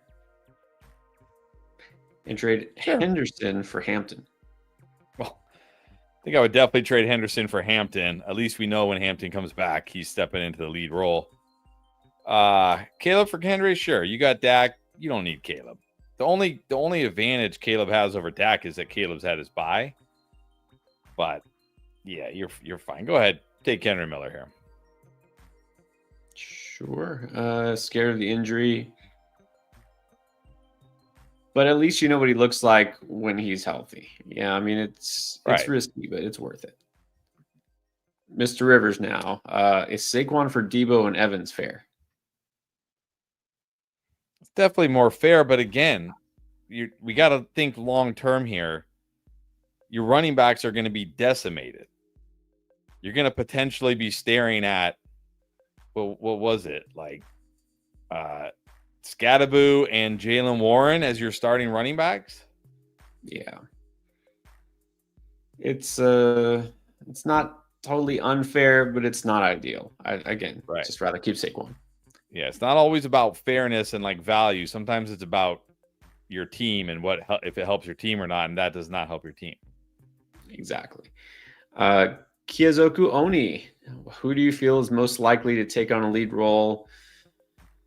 Kendre Miller, Isaiah Davis, or Tyjae Spears, or none of the above? I mean, I think it's probably Spears. I think because the thing is, like, even if Brees gets traded, like, are they really just going to roll with Isaiah Davis? Like, they'll probably bring in some other running backs. There'll be some annoying committee or something. But if the Titans do trade Tony Pollard, which is possible, especially like, why keep him? You probably will see Spears as the lead back. I just don't think Alvin Kamara is getting traded. Like, I just don't think it's happening. So I'm going to say Spears. No, they pretty much made that clear. He doesn't want to get traded, and then they don't seem to want to trade him. So no. Spears would be the one of this group. Should I drop Harvey for Davis or Spears? I'm not doing that. Are you? I'm okay. I'm okay dropping Harvey for Spears. Yeah, they kind of feel similar to me. Yeah, it's fair. Neftali Diaz, would you trade away Kyron and Waller for Rice and Dobbins? Yeah, I would do this. I would definitely do this. I mean, you're getting Rashee Rice. And like Dobbins, okay, he didn't have a good game last week, but he's been mostly good this year. It's not like you're taking a huge hit at running back. I mean, certainly I prefer Kyron, but yeah, to get Rice, I would do this, definitely. Yeah, looking at the roster here, it says wide receivers, Puka. I mean, you might be without him a week, and then they got the bye next week. BTJ, okay, but then Coker, Franklin, Slayton. Yeah, you need receiver help. So I think definitely do that. And then we have Prodigy thinking trading Genty for Rice. You on board with that? And then trading Pickens for a running back. Like, what's the point of this? Like, this feels like galaxy brain, right? Like, and I'm not trying to be like condescending or mean or anything, Prodigy, but like, I'm just being serious. Like, it's like, ooh, I know what I'm going to do. I'm going to trade my stud running back for a potential good wide receiver. And then I'm going to trade my really good wide receiver for a potential stud running back. It's like, but you already have a stud running back and a really good wide receiver. So why, you know what I mean? It's like, yeah, I'm going to trade in my good car for a nice truck. But then I'm going to trade the nice truck that I already have for a good car. It's like, but you already have a good car and a nice truck. You know what I mean? Well, I think the thought here, because he says Pickens, is maybe you're like, I'm selling high on Pickens because he's been amazing and CeeDee Lamb is coming back. I can see that. You're like, feel like you're selling high. And I know some people think they're like buying low on Rice because he's just coming back. Now, that's probably not the case because, first of all, Genty is not buying low. And second of all, the guy who drafted and has held Rashee Rice for 6 weeks is not selling low on Rashee Rice. Exactly. Like the time to buy low on Rashee Rice was 2 weeks ago when I put him on the buy low video and I said, hey, he's coming back in 2 weeks. But if the team with Rashee Rice right now is struggling, they might be like, hey, I can't wait, right? I can't wait. Well, they've waited. But again, my point being here is like, okay, I understand like the whole like, hey, CeeDee Lamb coming back is going to hurt Pickens. And yeah, it probably is going to hurt Pickens. But you already have a really good wide receiver and a stud running back. Now you're taking the risk that if you trade Gentry for Rice, what if you can't trade Pickens for a good running back? Right. Like this is what I mean. It's just like, why do this? You already have this. You already have what you need. You have Gentry and Pickens. Now, if you said like, hey, I want to trade Gentry for Rice because I have, Gentry, JT, CMC, and insert other good running back here, then it's like, okay, you have a plethora of good running backs.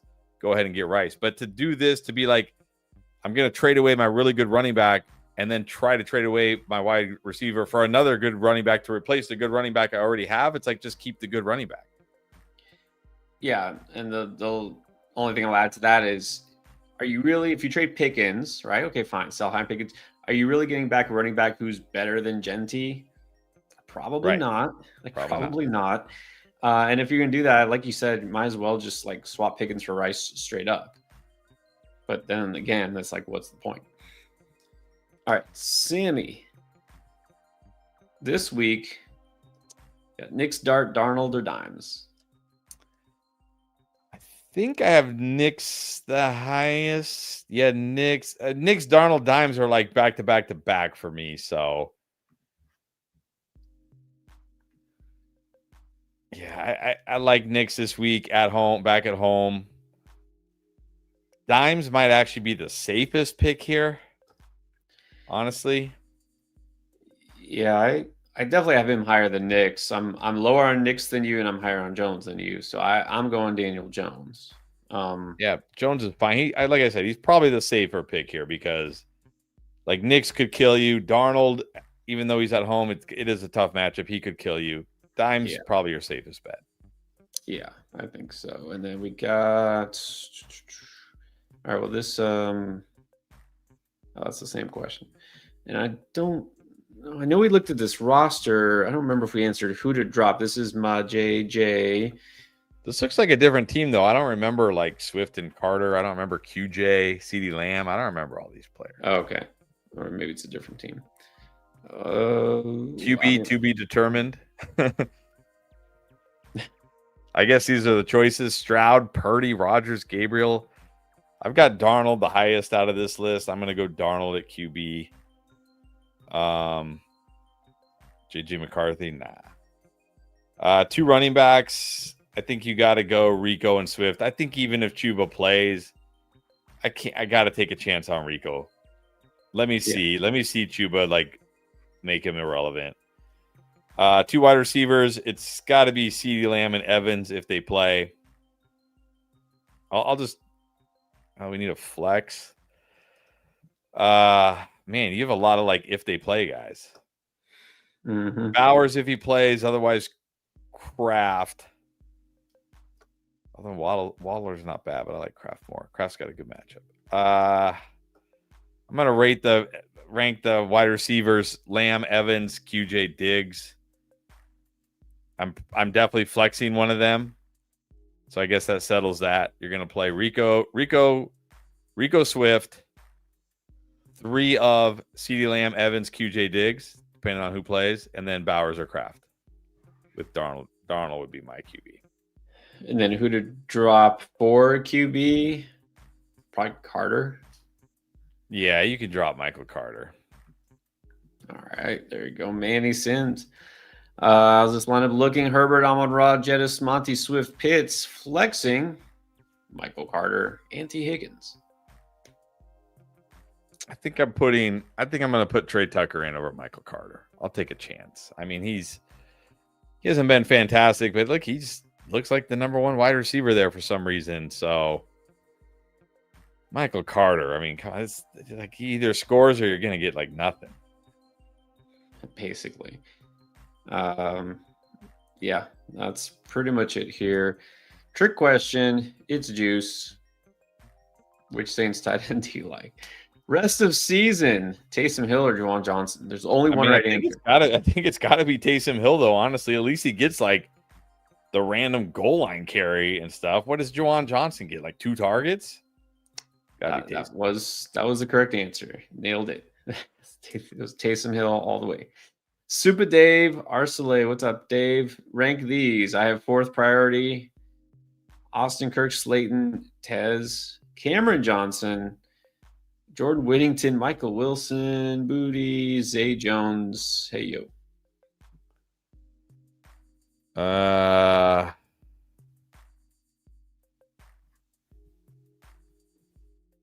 gonna go Booty 1, Kirk 2.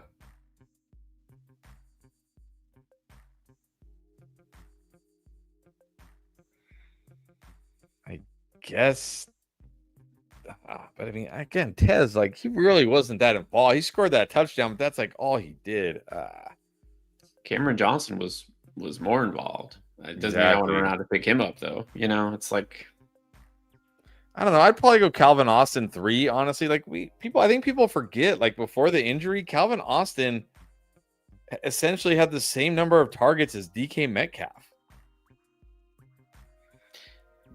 yeah, that's also another if he plays guy, but we'll see. At least, but I mean, I hope you're not picking these guys up just for this week, I guess. I mean, maybe you are. I mean, if you're picking them up just for this week, I think I would put Kirk 1, Booty 2.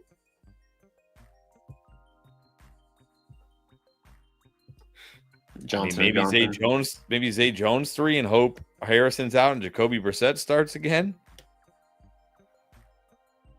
Yeah, well, that's another if Harrison is out. So a lot of ifs here. James Parker. 5-1, nice. It's a good thing autocorrect didn't fail you there. Grabbed Penix last night. Still on waiver wire. Is T-Law or Darnold? Yeah. I know I mentioned Lawrence in my waiver wire video. I think he's the one I'm grabbing. Oh yeah. No, definitely. Yeah, I think I'm gonna go Lawrence here as well. I have Michael Penix in a 14-team Superflex league where our QBs are Cam Ward, Michael Penix, and Dylan Gabriel. And let me just tell you how much it sucks. It just sucks. Not fun. It's like, what happened? Like, the guy first half he was great, and he did the second half just completely disappeared. I mean, I get it; they didn't need him much, but it's just that's the problem. It's a problem, right? It's like they got Bijan Robinson. What do they need a QB for? It's true. I have to go back and check, but I think their neutral run rate is one of the highest, which is understandable because they have one of the best running backs in the game. So, yeah, and that's the thing is, sometimes you feel like, when you have Penix in hand, you feel like it's going to be exciting and then lets you down. So just go with Lawrence. All right. What about Michael Marowitz? Addison and Woody for Etienne. I mean, I'm going to take Etienne here. Like, Addison's fine. Woody, we'll see. But look, Etienne is still the guy. I know he's had a couple down games. I think Etienne's a good buy low right now. He's still the workhorse. He's had 2 really tough matchups in a row. I think Etienne will be fine. I'm going to take the long-term approach with Etienne here. Yeah, like Addison is more like a high-end wide receiver 3, right? Like maybe a low-end wide receiver 2, and Etienne is like a running back 2. I think that's just more valuable. Sutton or Evans? That's pretty close. Yeah, that is pretty close.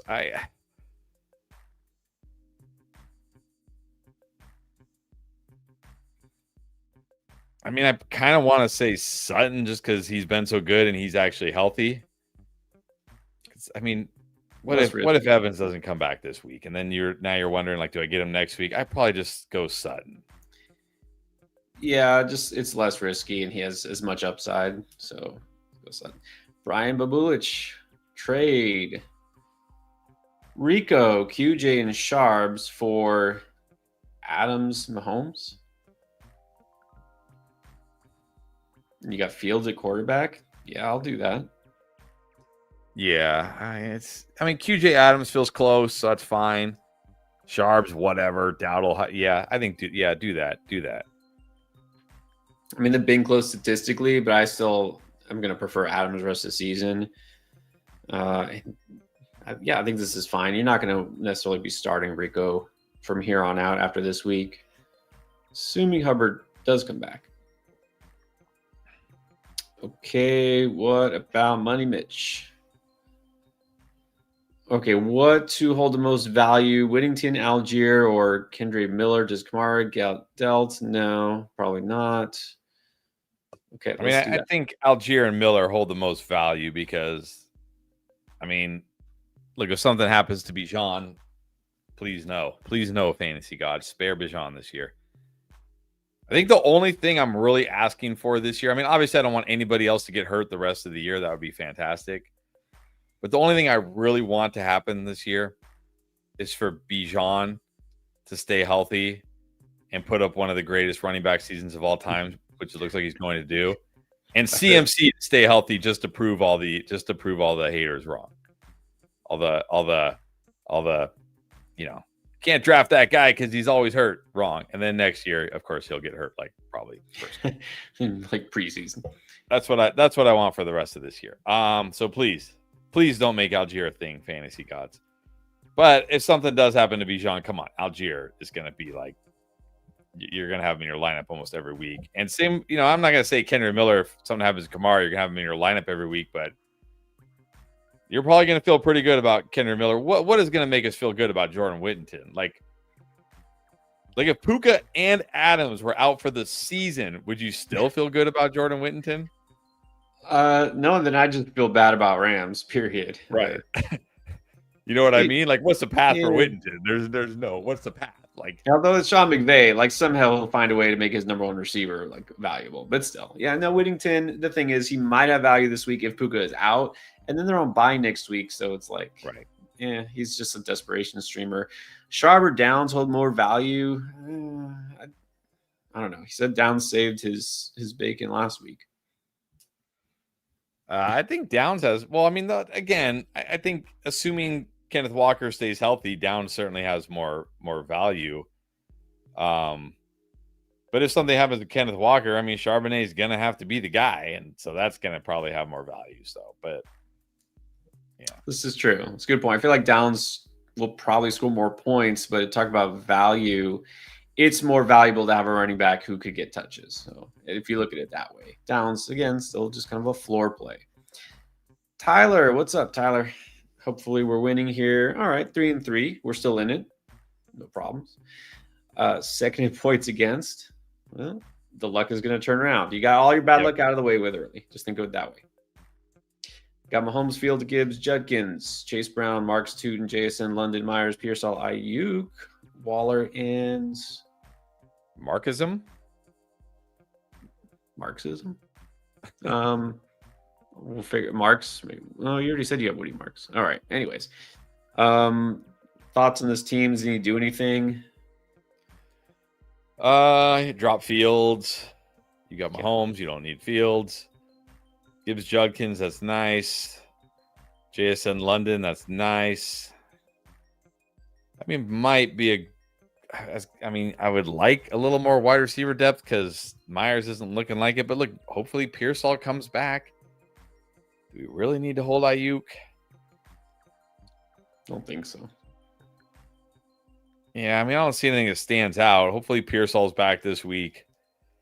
I mean, maybe you could try to package like Chase Brown and Jacoby Myers, but what are you really getting for Chase Brown and Jacoby Myers right now? Yeah, I'd like some better depth at receiver, but that's exactly it. I don't see a lot of trade value here. You got to hold on to Gibbs and Judkins, Yeah. Let's see. I think you can wait and see, if one of these players in your bench does have a good game, maybe redeem some value, like a Brown or a Marks, and then we can see about upgrading a receiver. Basic money. Thoughts on trading Barkley, Ladd, and a Knicks for Jacobs and DK?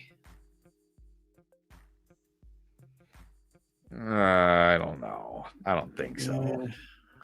I mean, maybe you could convince me that Jacobs will be better than Barkley this year. Okay, fine. But is Metcalf really going to be better than Ladd? I don't know about that. I think I want the Barkley Ladd side. Yeah, Knicks is not a factor here. I don't care about Knicks. So I still think I got to go Barkley Ladd as well. Juice. All right. Not in any way a humble brag that he's 5-1. Just had to drop that in there. Any changes to this team? Got CD, of course, if he plays. You play him. I don't think there's anybody else on the bench you could play. No, I mean, if CD plays, let's please bench Pollard for CD. I mean, I might even take a chance on Booty over Pollard, but I mean, Booty could certainly be a trap this week. Oh, he very well could. Like, saying it's the Titans, so sure he could have a big game, but never a guarantee. No, I think you keep it as is. Is this League 14? Is that the one? I think that's the one. Okay, I have 2 IR. Oh, okay, that's from earlier. Tyler C. Bijan, Bill, Mason, Pollard, Rashad White. Got Henry. Someone wants to send me Kelsey for Jordan Mason. It looks like Goddard's on waivers. I mean, I would probably just drop Henry and get Goddard. Yeah. Like, Goddard's been so good. Yeah. Goddard's he's been better than Travis Kelsey. Yeah. Just do that. Just drop Henry, get Goddard. Yeah. You don't need to do this. If you want to trade Mason or a wide receiver, I think that's fine, but don't know if anybody's doing that right now. What's up, Rise? Rise above anything. Pick up Quentin Johnston, drop K9 or Woody. QJ just on waivers. Yeah, I'll drop Woody for QJ. I'll drop either of these guys for QJ, honestly. QJ should not be on waivers. Yeah, you can drop Woody. In a 10-man league, you won't miss him. And now G-Mac, Vidal or Dowdle, who to start? Well, I think you just got to go with Dowdle. Look, maybe it's over, right? Maybe Chuba plays this week, and maybe it's over. But how? I mean, I think you got to find out, right? You got to find out. Like, how are you going to feel if Dowdle has another monster game on your bench? Right. I think you just got to find out. You got to play Dowdle. If it's over, it's over. Look, again, even if Hubbard does play, Dowdle has definitely earned himself a role. May not be the role that we want, but yeah, exactly. Just got to find out. How do you feel about Josh Downs or any of the receiver? Josh Downs, like I said, high floor, not massive ceiling, but he's fine. This week, you feel pretty good about him, right? I do. The way the Chargers defend, right? Chargers, right? Yeah. Actually really benefits him. Now the problem with Josh Downs is like he's not gonna catch a 40, 50-yard touchdown. You're banking on volume and maybe he scores. Right. But this week, fine. Vincent Glennon. All right, so the Rice coming off reserve. Who do we drop? Gainwell, Walker, Io Manor, Golden, Shaheed, or Diggs? Yeah, Io Manor, get out of here. There you go. Pretty easily. Io Manor. I don't think you have to hold Gainwell either. So one of those. Cornelius Terry. Thank you, Cornelius, and welcome back. Is Kittle coming back? Who knows? We sure hope so. I mean, we can't say now. They haven't even started practicing, right? Wednesday, hopefully, we'll hear something. What do you need to see from Kittle or here? Because whatever they say is a lie. So what do you need to see? I just need them to say Kittle's playing and I'm playing Kittle. That's it. Unless I have like somebody really good, like maybe I drafted Kittle and Tyler Warren, right? Because they were probably going like 5-6 rounds, maybe 4 or 5 rounds apart, or maybe I, picked up Jake Ferguson after Kittle got hurt. Yeah. Oh, that's definitely a possibility. Then maybe I say like, well, I don't have to risk it with Kittle. But, if there's like any doubt, right? If there's any doubt, like maybe he's limited, right? Never gets a full practice in. And they're like, yeah, we'll see. We'll see if he plays. Then maybe I just don't risk it. But if Kittle's good, like if he's good to go, he gets at least 1 or 2 full practices in. He's not on the injury report. I'm playing Kittle. All right. So, if he plays, you play him, but that's the big if. All right. Looks like there's a few more questions kind of jammed in here. You might need to help me with the second one. It says, finally, Rice is here, but Pickens, Rice, or Rome? And clearly Jason. So So I'm thinking he's saying he can only start 4 of these guys between JSN, Rice, Pickens. Well, no, he's only got 4: Pickens, Rice, Rome, and JSN. He's setting off for next week. Are we Maybe planning saying he can the only week start. 8 lineup? Is that what we're doing? I don't know. Maybe you can only start 3 of these guys. I think for me, it's I would sit Pickens if CD plays. If CD doesn't play, I think, even though I don't want to, I'm gonna sit Romo Dunze, but I don't really want to sit him. No. Okay, and then do I drop Kyler Murray for Dart? Sure. At least Dart's healthy. Alvin Kamara trade to Chargers happening? And no. Don't think so. Don't think so. All right, Cali Kid. Darnold, Williams, Purdy, Jones, Fields, Mack. This is easily Caleb Williams for me. Caleb Williams gets the Saints. And you know what's kind of frustrating about this is, like you said, like multiple times last week, you said it on the QB video, and then you said it on a couple streams, like every QB that's played the Saints has scored at least 2 touchdowns. And then Drake May, we were like, yeah, he's fine this week. Like, why weren't we higher on Drake May? It was like right there in our face. Well, I'm not making that mistake with Caleb this week. Nope. I'm high on. I'm starting Caleb. Yeah, no, it's true. I mean, that's like, okay, you definitely have a high floor, but it's the Patriots. Like, how much do they pass the ball? How much they gonna pass the ball against the Saints? It's like, is the ceiling massive where like I have to start it? Is Megan have a huge game? I mean, he had a pretty good game, right? It was pretty good. Yeah, it's Caleb Williams. I would have put Caleb as my favorite waiver wire stream. He's owned in too much. It was like 80% or something. I was like, I can't say, hey, go pick up Caleb Williams, because Caleb Williams isn't available in most leagues. Well, apparently he's available in this league, so pick him up. And then we got NC. Oh. Here we go. Thank you for just getting it out of the way in the beginning, so we know it's a kicker question. Fairbairn or Boswell? I know you know what teams they are on. Well, I know Boswell is the Steelers. You know how but you know what I can tell you this about Boswell. He missed the kick last week where the turf, like his foot, like what was that? I saw it on Red Zone. They showed it on Red Zone. The only time they showed a kicker, they showed. Isn't Fairbairn like the best kicker right now or something? Like, I don't know. I think I'm going Fairbairn, right? Isn't it Fairbairn? I don't know. Why am I answering a kicker question? I don't know. I don't know. He's good. Texans play. Well, it's in Seattle. It's not great for a kicker because it rains every day in Seattle, right? That's what I've been told. No, it doesn't. Well, it kind of does. Okay, so let's go Boswell because they get the Bengals. Mark Wassman. Starting Mike Evans and Jerry Jeudy over Mooney. That's a good idea. You can drop Mooney. Should I try to trade for a wide receiver? Got Henry, Dobbins, Kyron, and Vidal. 14-man league. All right, that makes me feel better.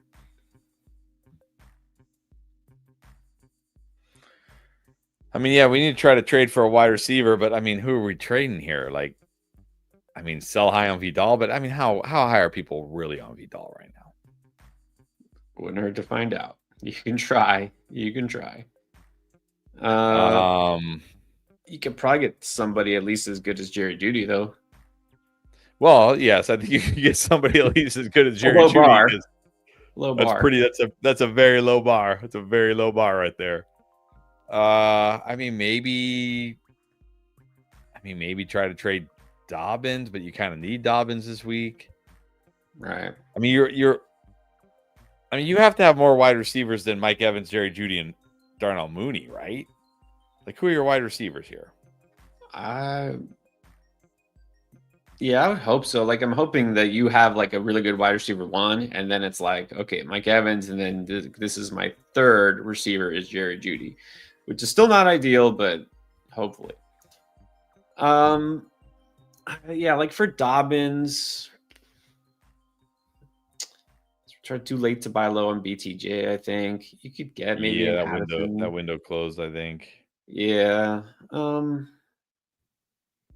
You might get like an Addison type for Vidal. I mean, I don't even know what would you realistically get for Vidal, like Wan'Dale Robinson. Maybe. Yeah, you probably could.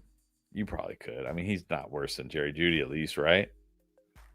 Could try. Yeah. I mean, look, if you want to take a chance, you could try to get like Ricky Pierce off for Dobbins, maybe something like that. Okay. Pain Bliss. Was it smart to trade Nico for Bowers, or am I cooked? Yeah, I don't know about this. Slightly cooked. He might be slightly cooked. I will say Nico has not been like fantastic this year, so we'll see. But at least he's playing. This is true. Mike Altwheel, HN for Barkley. Why? I don't know. I don't even know who I prefer here. Like, I might just prefer, if it's full PPR, I might just prefer HN. At least I know he's going to get tons of pass catching.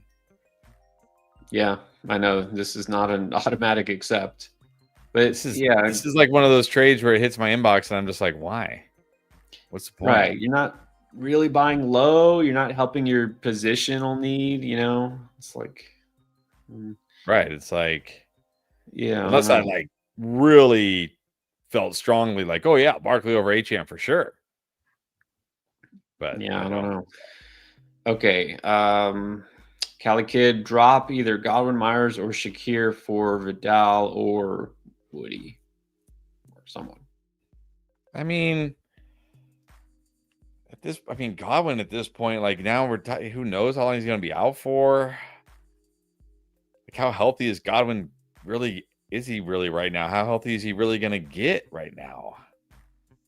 I mean, I think if you need Vidal right now, like you need the running back help, I'm okay dropping Godwin right now. Yeah, if you don't need to start Vidal, again, I don't want to go crazy. I don't feel like you need to drop any of these guys for him unless you need Vidal this week. Doug Fenton needs 2 receivers, 2 running backs, and a flex. Bucky is out, so we got Henderson, Sharps, Carter, Marks, and Hunt. Keep in mind, we need 2 of those guys. 2 of those guys. Let's just start there and get it out of the way with. No, let's do the wide receivers because that'll be easy because you're probably starting 2 of them in a flex. Nico Rice, Evans, Bourne, and Golden. Yeah, I mean you're definitely starting Nico, Rice, and Evans. Nico's playing, Rice is playing, so you're starting those 2. Evans if he plays, otherwise Bourne. Okay, we got 60% of the lineup set. Now let's get to the hard part, the 40% here. Oh man, don't want to.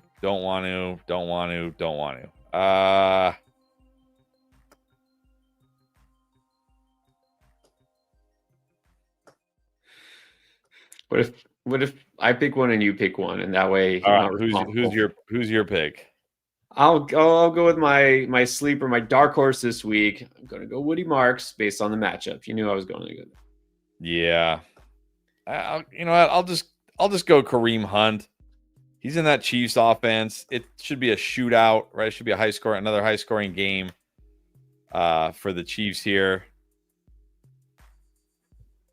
I'll take a chance that he, finds the end zone in that Chiefs offense, I guess. Because, I mean, Sharps, that's kind of how I feel. They get the Raiders.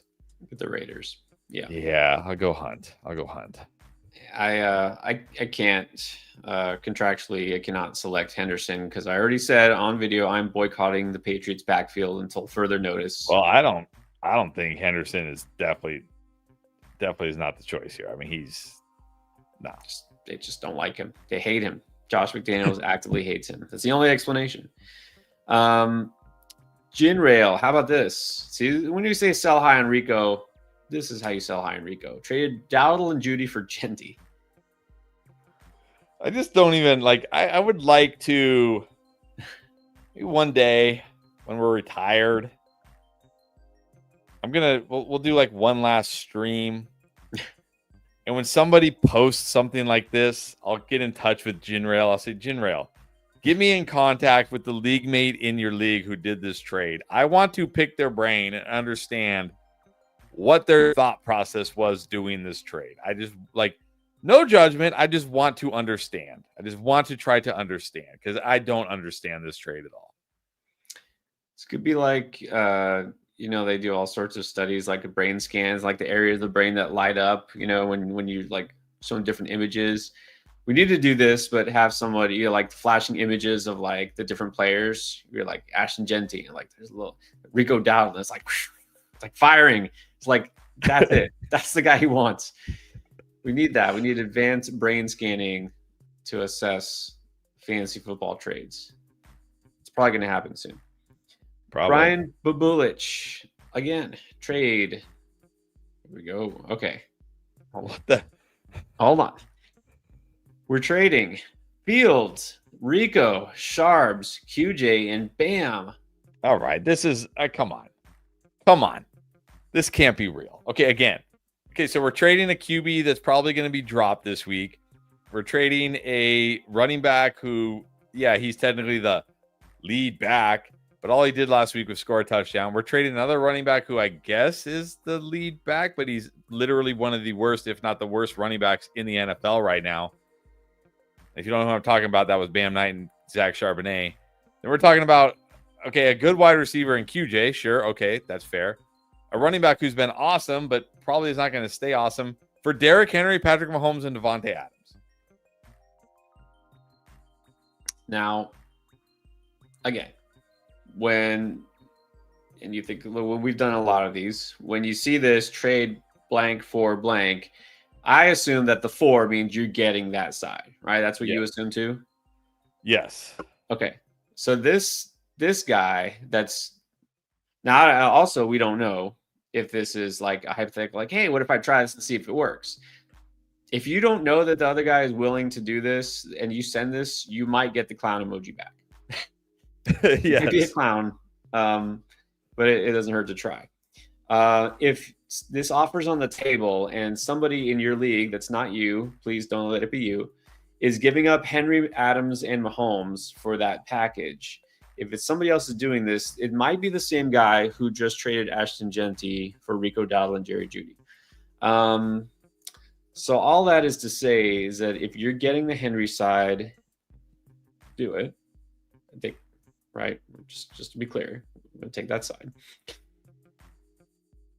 If it's the other way around and it's you, please do not take that package. What do we call that? Platter? That's a poo-poo platter for sure right there. Yeah. So, okay. Hungry. 808.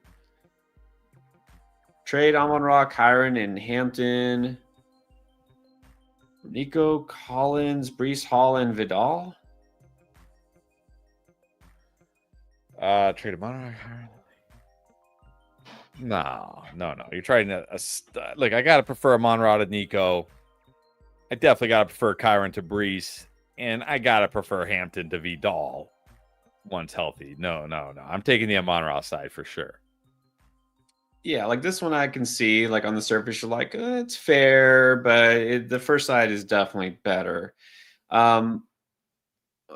Okay, so look, if you're giving away the first side, don't do it. If you happen to be getting those first 3, then do it. Mr. Rivers again. Okay, so Debo Dobbins. What about Saquon for Debo Javonte? Really wants to trade away Saquon. I know. Why do you want to trade away? Look, if I can trade away Saquon and get Debo and Javonte, that I might take. Because at least you're getting Javonte back, right? So now your running back room isn't completely crushed.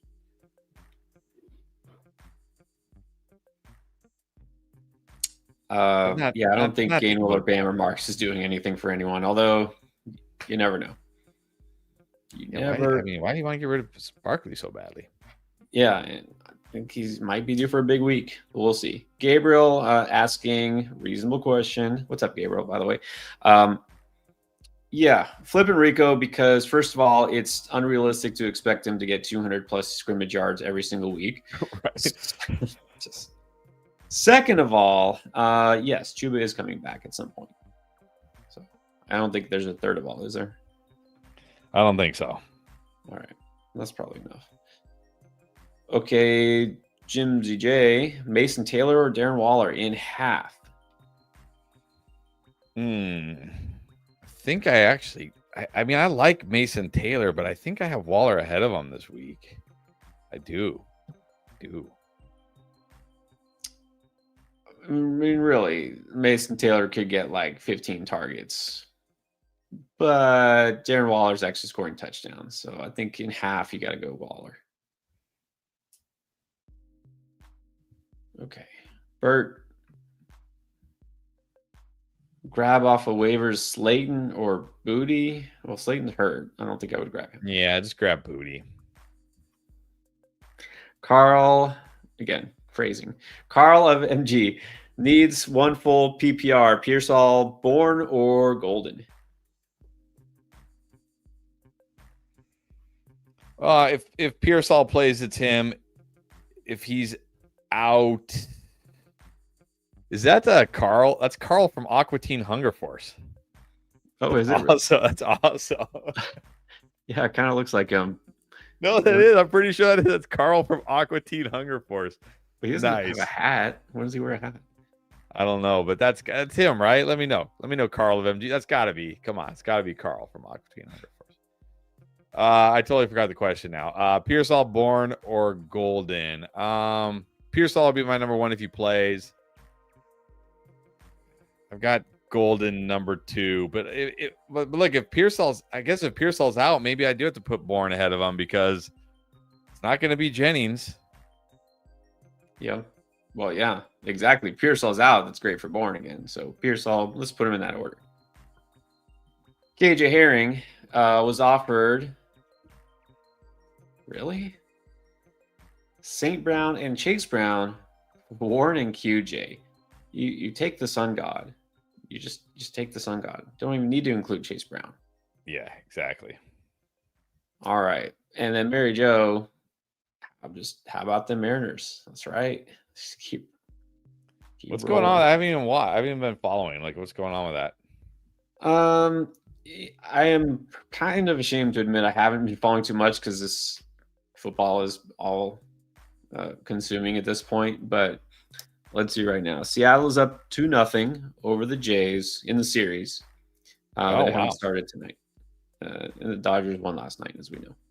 Yeah, I know Dodgers had that crazy play. They're winning tonight 3-1. Are we gonna get a Dodgers Mariners World Series? We could. West Coast, all West Coast series. It's Juju. Can start 2 of Dowdle, Diggs, Keenan.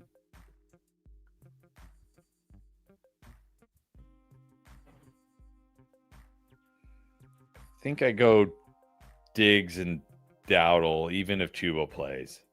Again, I need to see it. I need to see Chuba completely eviscerate Dowdle's value. Yeah, I'm good with that. Keenan has been on the downslide, so it's okay to sit him. And here's Mary Jo's question. Drop Fields to get Vidal. Yeah, in the 10-teamer, you can drop Fields for anything. All right, then Chico 410 was offered Justin Jefferson and Gainwell for Judkins and Zay. I mean, so basically Justin Jefferson for those two guys. Judkins and Zay. I love Judkins, but I think you got to take Justin Jefferson, don't you? Yeah, you got to take Justin Jefferson here. Yeah. Anthony is in the house. What's up, Anthony? All right, so Harrison, it's too early to say he's probably not playing, but he might not play. Right. If that's the case. I love the way he says, Tez Johnson, Sterling Shepard, Jordan Whittington, or just save my money. Just save your money as a pay to ad league. Just save your money and pick up whoever's still sitting out there on the waiver wire tomorrow morning. These guys aren't guys you have to pay up for. Yeah, I'm not paying real money for Jordan Whittington and Sterling Shepard or any of those guys. All right, now Cali Kid needs one. Stafford, Dimes, Murray, probably not even playing. Darnold, just going Jones here.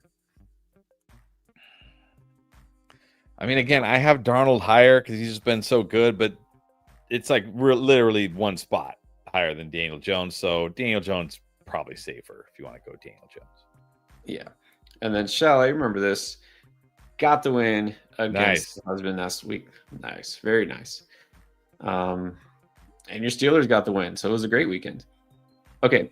Pick two of these studs, Rome, Nico, and Drake London. I'm going Rome and London.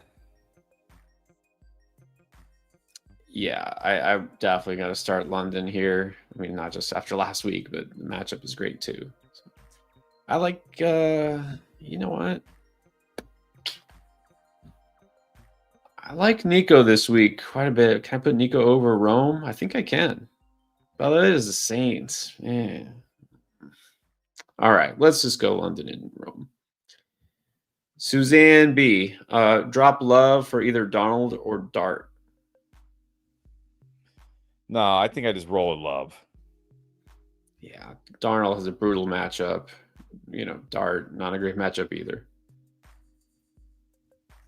All right, then let's get to J.R. Fuentes.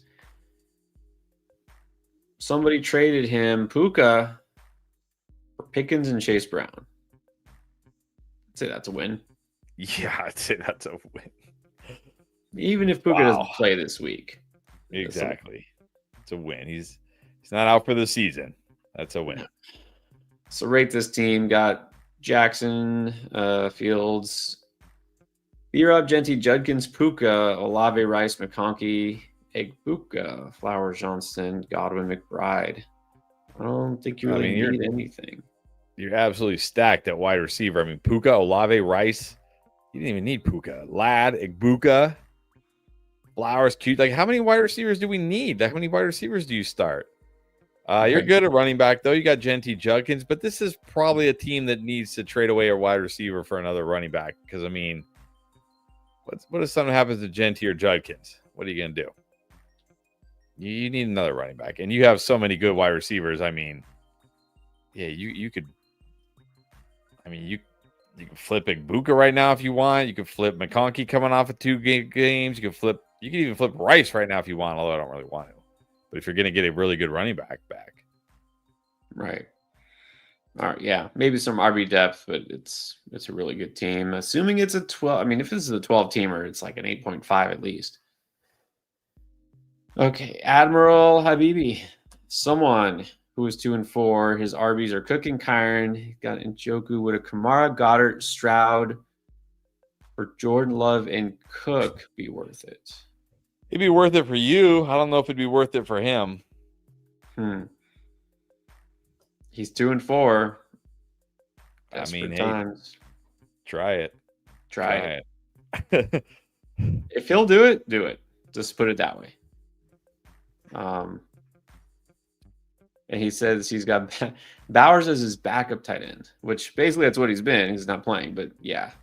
I mean, I don't think that's a huge difference maker, but do it. All right, it's time for Daniel Amaro. He is 2-4.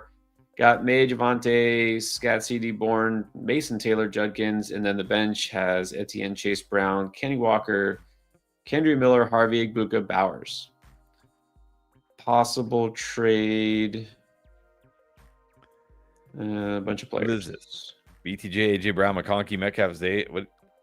What? I don't like. You're trying to trade for those guys. I guess he's trying to identify a way to upgrade at receiver because he's got Bourne as his number 2 receiver and CD, assuming he plays. And then we're not very deep at receiver because Egbuka's out. So I think that's what it is. Like, how can I get one of those guys? Yeah, I mean, look, I think Etienne's a good buy low right now. But if I could trade Etienne for BTJ or AJ Brown, I would probably do it.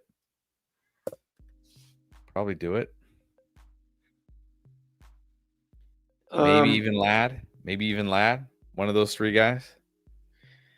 Yeah. Yeah, that's the thing is like these were all great buy low candidates before last week. BTJ had a good game. McConkey had a big game.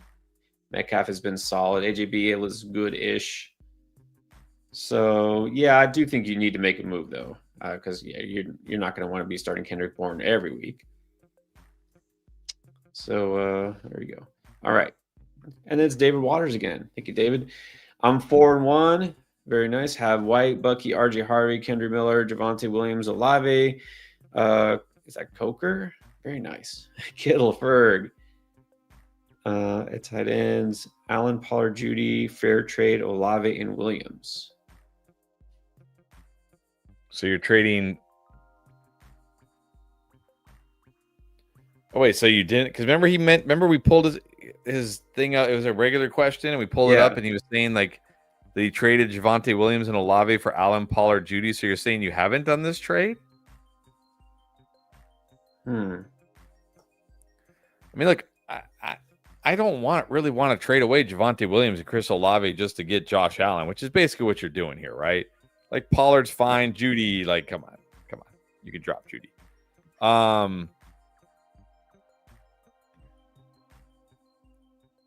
Like so, if there's a halfway decent quarterback on waivers, like Trevor Lawrence, is he out there?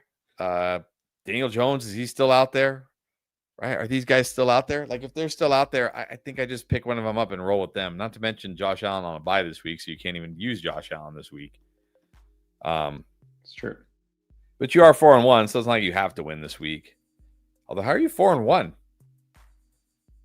You have a bye week? How'd that happen? Yeah, right. It's like 4. But I don't really want to do this trade because Javante's look so good and Olave's fine. So as long as there's like a decent QB options on the waiver wire, I'm not doing this trade. If you said you already did it, I guess it's fair-ish, although I do prefer the Olave Williams side. But I mean, at least you did get Josh Allen. Yes, it's not lopsided. You didn't get fleeced. So I mean, like obviously you want Josh Allen to be that guy the rest of the season. He'll be fine. Everyone, he did a bad game. He'll be fine. But it's all right. Speaking of trades you don't want to do, Mr. Rivers, I think has made it clear, really wants to trade Saquon Barkley. Saquon for Bucky and Igbuka. If you can do this, I think you do it. I mean, you're 5-1, right? So you don't need Bucky or Igbuka this week. It's true. This I would do. This I would definitely do. As long as you recognize, again, they're saying Igbuka not just this week, but it could be another couple weeks, right? You might not have Igbuka next week either. And then Mike Evans comes back. So keep that in mind. Igbuka might not be the number one receiver in fantasy the rest of the season. He won't be. But at least this is fair, assuming Bucky goes back to being Bucky. All right, Mr. J School 30. What's up? Here's the team. Got JD, CMC, Achan, T-Mac, Igbuka, Ferg, Golden on the bench, Chase Brown, Henderson, Godwin, Moore, Michael Carter. Feels like he needs wide receiver help. Do you feel that well now that Igbuka's ready to?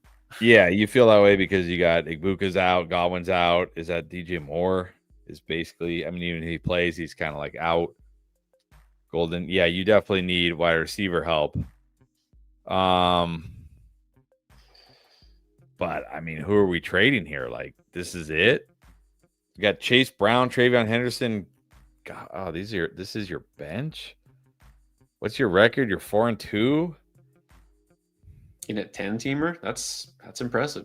Let's say thank you to CMC. Exactly. That shows you how important like a guy like just having like a Bijan or a CMC is. Like, it's just, yeah. Like, that's one thing I've learned about fantasy baseball is like you could have the best hitter in the game,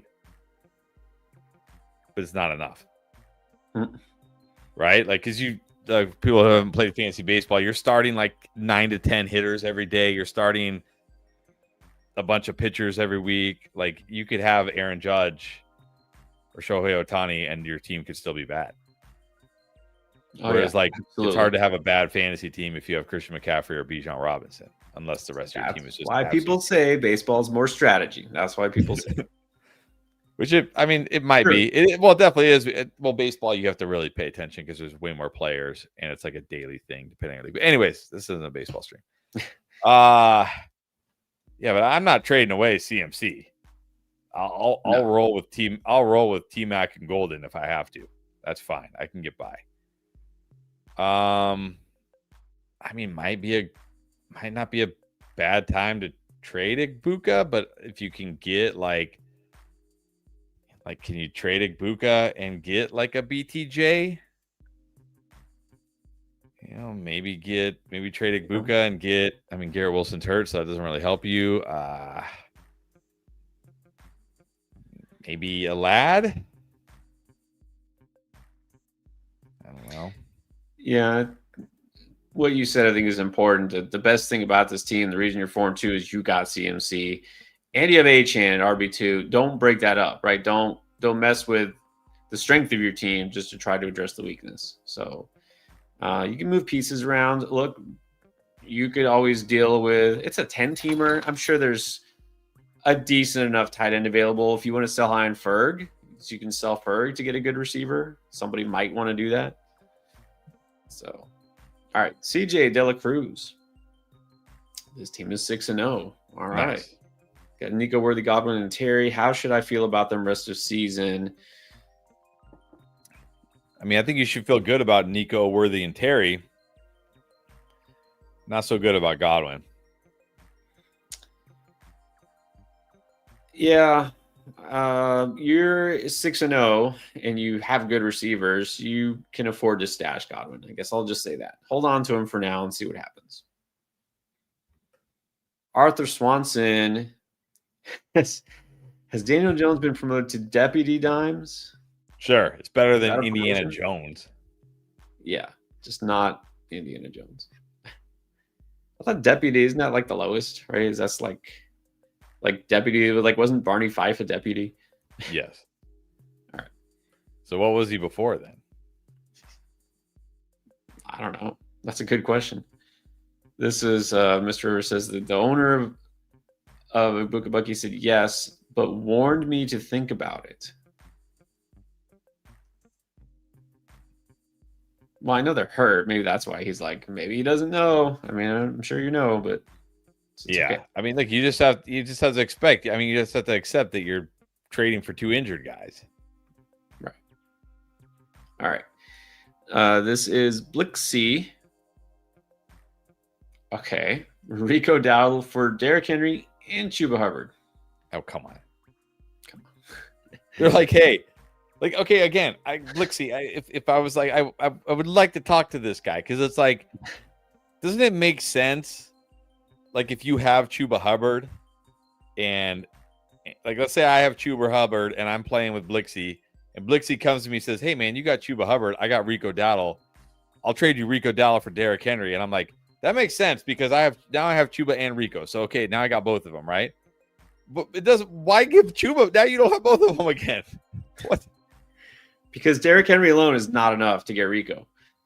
I guess not. You got to take. This is insane. This is insane. Well, we've all heard of recency bias. We know recency biases, right? Okay, but then there's like I have blinders on, and everything that has happened that I am aware of is just what's happened in the past week, and I have no memory of the past before this week. Like, that's what some of these people are doing, honestly. All right, Michael Gazaros. How about Rico and Jacoby Myers for Devonta Smith? That's more reasonable. Or Rico for Addison. I could do either. Fine with either. I don't have a strong preference. Yeah, this is like an actual reasonable trade with Rico. So I'm not sure how to respond to it, but it's fine. Ermias. JD Kamara for Herbert Saquon or Herbert McConkey.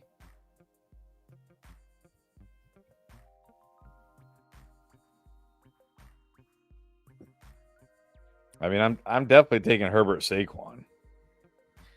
Yeah, if you're getting that, I would do that to get Saquon. I mean, I would take Herbert McConkey too, though. Right. So if you're given the JD Kamara side, take Herbert Saquon. Sounds like you can do it. Sammy has tight end problems. Pick one: Waller, Otten, maybe, or Schultz. Good for a cool 8 points every single week. That's exactly right. I think it's got to be Waller here. I know Otten becomes interesting with the wide receivers out, but I'm going Waller. Yeah, go Waller. Yeah, Otten definitely becomes interesting, but let's wait and see if Evans is playing. Michael also wants to know here, Bill for Sutton. Yeah, Take give me Sutton. Sutton. Give me Sutton. Yeah.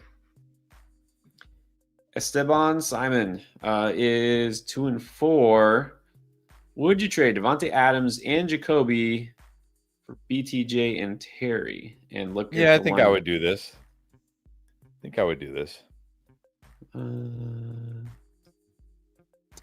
Yeah, it seems fair. I think I would take that too.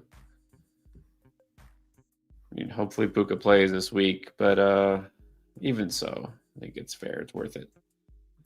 Zachary Mudd has JT in 2 leagues. Somehow caught him in round 3 in the work league. Well, that's how work leagues are.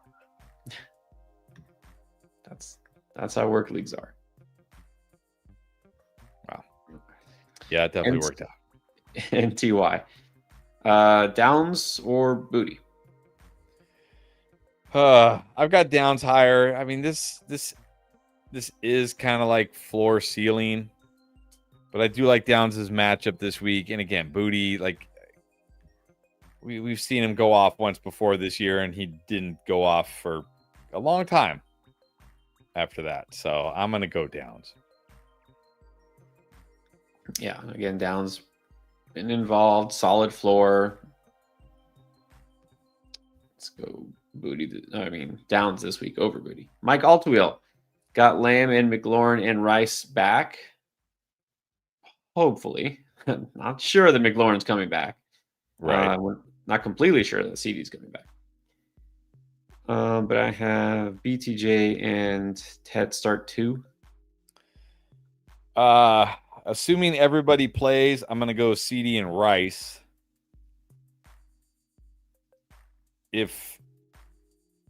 I guess I'll just rank them. It's probably easier. I'll just rank them based on health. CeeDee Lamb, Rashee Rice, Terry McLaurin, BTJ, Tet. So there you go. There you go. Hopefully CD plays. NTY again with Cook on bye. Monty or Pacheco? I think you got to go Monty. I think Pacheco is somebody to keep your eye on. Starting to like what I'm seeing. He's getting involved as a pass catcher. He's starting to play more snaps. The offense is looking good, but not ready to start him yet. No, Monty for sure. Not a great run defense matchup for him, but they're at home. Should be a high scoring game. I'll go Monty. And then Anthony, again, it's too early to say he's probably out, but Harrison could miss.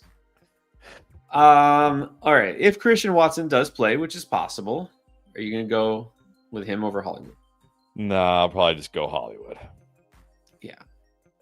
Yeah. So I'll mention Watson as a stash because even if he's activated this week, next week, whenever, like you got to temper expectations. DV drop 2 of Austin Ayuk Kendre.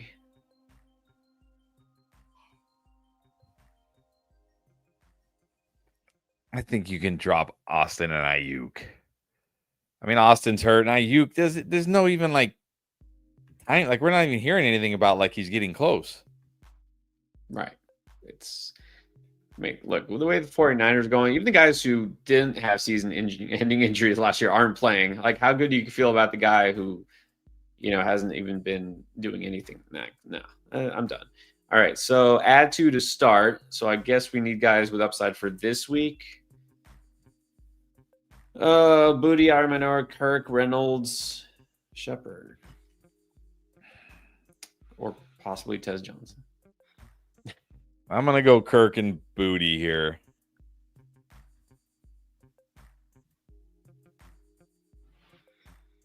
Yeah, I can't bring myself to start Josh Reynolds, even if he is technically the number 1 receiver there. Alex Soberone, would you give Mike Evans for George Kittle?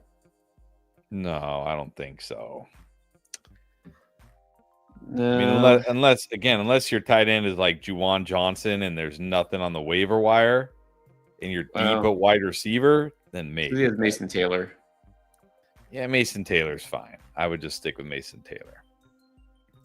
Well, I'm going to throw out there. I'm looking at his roster. Would you trade, assuming the other guy would go for it, T-Mac or Waddle for George Kittle? Maybe T-Mac. Yeah. think I could do T-Mac or Waddle for him. Yeah, I think try that and see if it works. And if not, then just hold. All right. Cody wants a ranking out of these quarterbacks. Again, assuming Purdy plays, Fields, and Dimes. I assume a ranking just for this week. It'll be Dimes, Purdy, Fields. Yep. Someone made the comment earlier, said, what has happened? We're saying that Danny Dimes is the safest pick. That's fantasy football. It's like you spend all these months. Well, we spend all these months, right? Thinking, planning, preparing, and then it's like you're talking about Danny Dimes being the safest option. It's not even nearly the craziest thing that's happening. Exactly. Year. It's not. It's really not. All right. All right. Fine. I'm always willing to do this. Yusuf Khan, UTSA alum. All right. You can't see it here. So let's just slide it over. You can block this one. This is the one that gets blocked. All right. There you go. UTSA. Yeah. My wife is an alum, and so is her brother. They scored like 60-something points this last week. I don't even know. It's like, dang. Yeah, they played like Temple or something, but still, it's nice. I'll also anything to make my team better. 4-2. Got Hurts, JT, Gibbs, Ladd, Waddle, Hocktet, Mark Andrews, Pitts, Sharps, Mooney, Stevenson, Tootin, Mason. I mean, you're stacked at running back. You're good at wide receiver. But you don't really have a lot of depth, right? I mean, like Sharps doesn't have value. Mooney doesn't have value. Stevenson doesn't have value. Tootin, not really. Yeah. I mean, Mason's got a little value here, but yeah, and he's also coming off a week where he did nothing. Right. But that's sometimes a benefit, right? Because people know, like, hey, he's had his bye. I don't have to worry about his bye. That could be a benefit.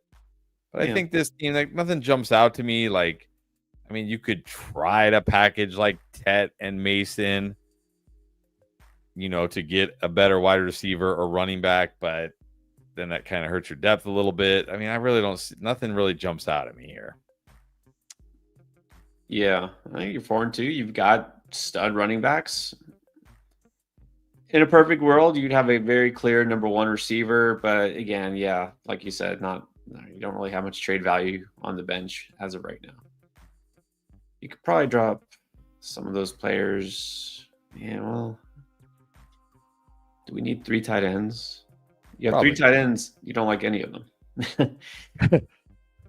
All right. You know who does always have value, no matter what? Shrek Timothy. Every time. All right. Lost Garrett Wilson, needs a flex. Golden, Downs, Coker, Franklin. Between Golden and Downs for me, and this is again floor versus ceiling. I think I probably want the upside of Golden here, but Downs is your safer choice. Right. Downs for floor, Golden for ceiling. Also needs a tight end, Ferg or Ertz. Even if CD plays, right? You got to go. Yeah, still going Ferg. Yeah, I mean, CD being back, it scares me. But didn't he have a good game even before CD got hurt? I thought he was still doing pretty well. I think he was doing okay. He was okay. It wasn't this version of Jake Ferguson, that's for sure. No, that is true. All right, Zachary Mudd. Is it worth picking up Pacheco on waivers? Drop Franklin or Purdy as a backup quarterback. Yeah, if I have a backup quarterback and I have somebody like Love who's already had his bye, I'm not holding Purdy. Just go ahead and grab Pacheco. Yeah, and it's a backup quarterback with a bad toe who hasn't played for how many weeks. So, yeah, no worries there.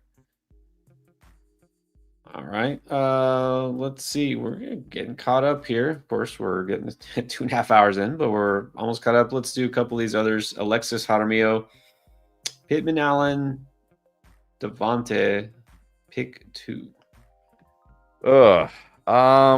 I think I have Devonta number 1. I got Pittman just ahead of Keenan Allen.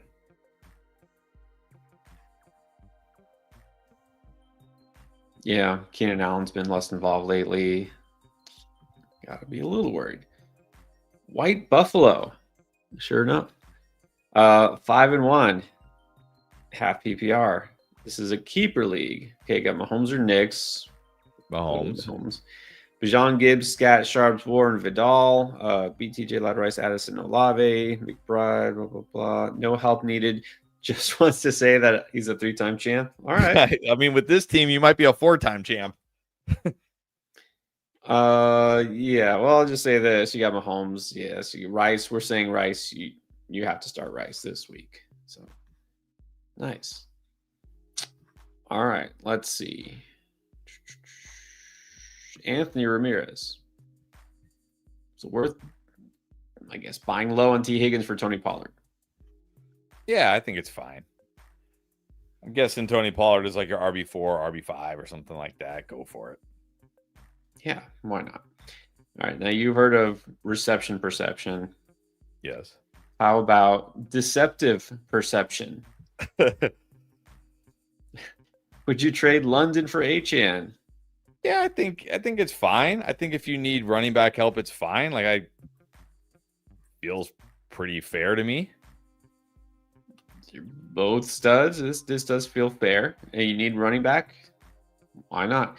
Now, how about Keenan for T. Higgins? This one's kind of close now. I don't want to overreact to one Flacco game, but look, the nice thing about Flacco was he just basically targeted like Chase and Higgins, and then for some reason he threw it to Josevich like 5 times, even though he kept dropping the ball. He kept dropping the passes. I don't know. He kept throwing it to him, but like, this is kind of what we want to see, right? Like, just throw it to those 2 guys. Like, just right. Force feed those guys. Just force feed them. So I think it's fine. I think I'm okay with this. Yeah, it's okay. I mean, take a shot here on Higgins. It's okay. Ernesto is an 8-teamer, wants to trade to get Baker Mayfield. The ask is Justin Fields and a running back. Kyron, Jacobs, is it Chuba and Rico? Vidal? I mean, I'm certainly fine giving up Justin Fields for Baker Mayfield. I'm not giving up Kyron or Jacobs. If I can do Fields and Vidal, definitely. If I can do Fields and Chuba plus Rico, I'd probably do it. But it really depends. Again, it's an 8-team league. Like, aren't there quarterbacks on the waiver wire? Well, that's a good point. It's an 8-teamer.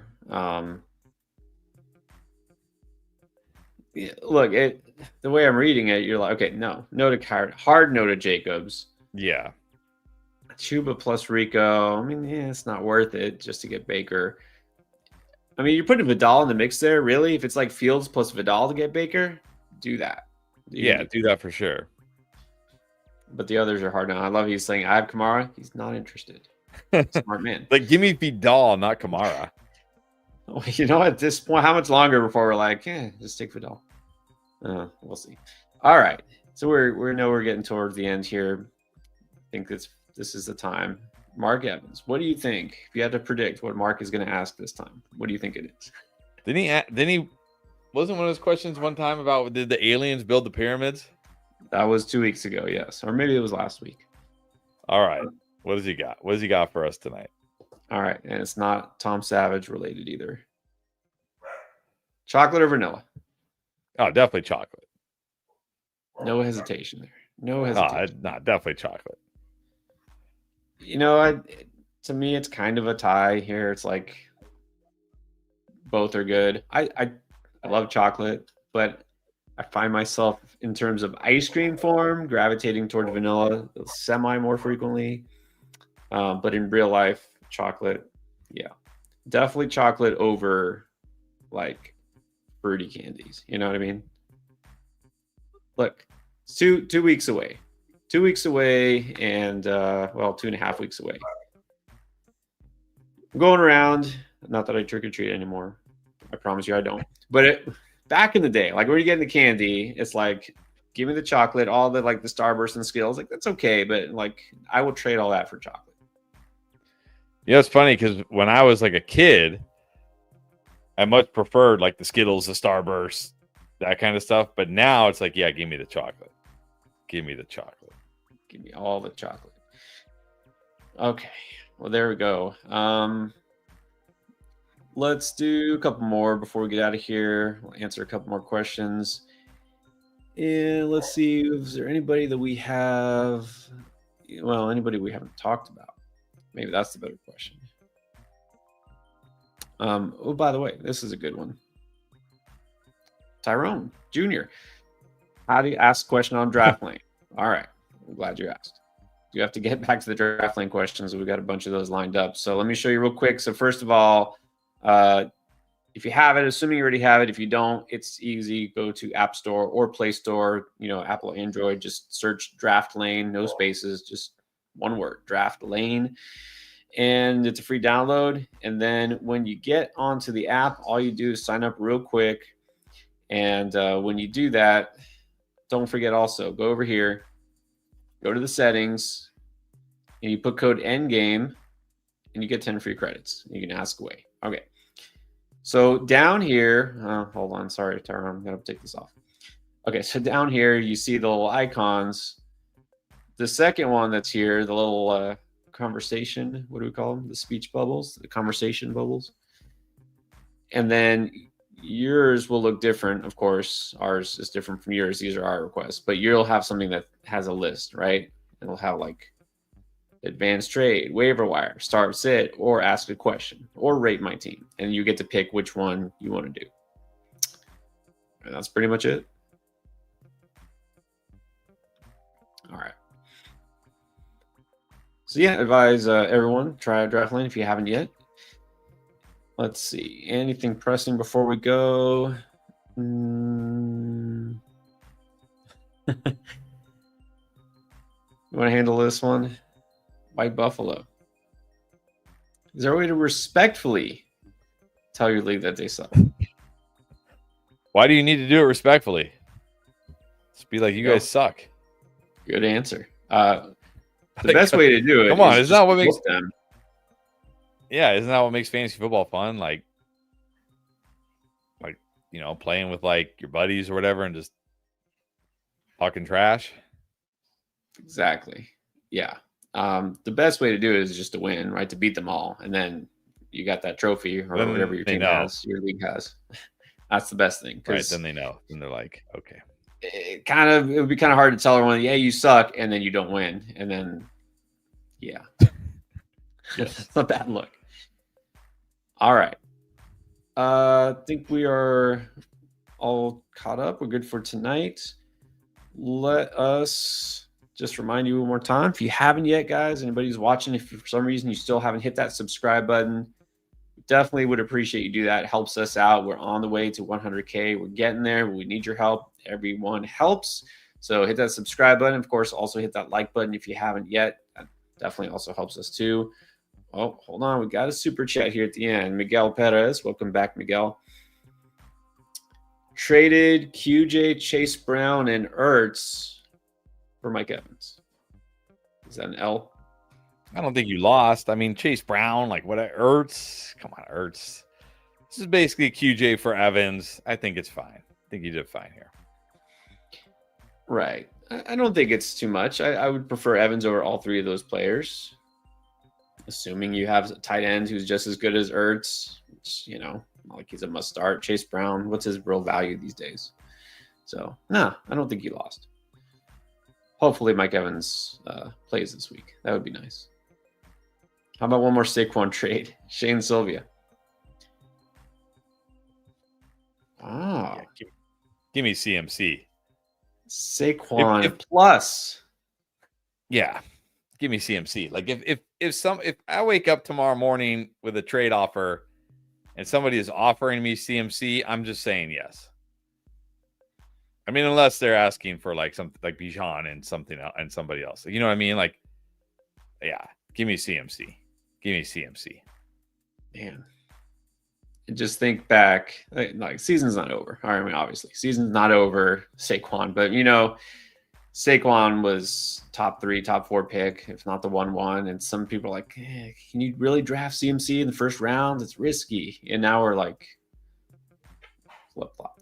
All right, we're one more. It's funny because earlier we had Shelly. She like beat the husband. Yeah.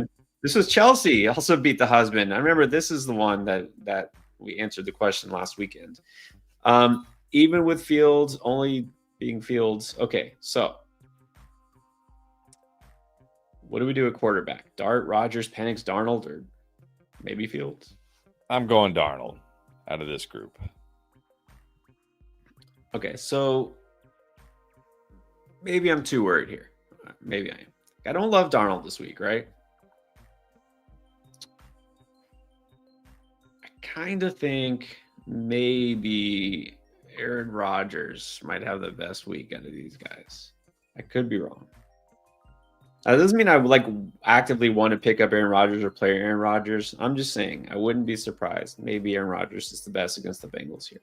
I think Darnold could have a bad game, but Darnold has been the best, so he's your best player out of this list. But yeah, am I going to see myself? Do I envision myself picking up Aaron Rodgers and starting him? No. So let's go. Okay, and then Elijah, who's a member here, does Evans steal the show this week, or do they manage his snap count? Good question. Nah, I think if he plays, he's good. Well, they need him, don't they? If he plays, yeah, they need him. Yeah, so I wouldn't worry about that. All right. Oh, there you go. Thank you, Anthony, for the support. Aaron Rodgers over Bo Nix. I'm okay with that. All right, Tyrone. So hopefully get the draft plan figured out. But here's a super chat: Mahomes or Kamara and JMO. I mean, I'm okay trading Mahomes when you got Drake May, but do I really want Kamara and Jameson Williams? Not really. Not really. Not really. Exactly. It's sort of feels like you're buying low on both, but these are both players we feel like you might be getting low. Yep. Yeah.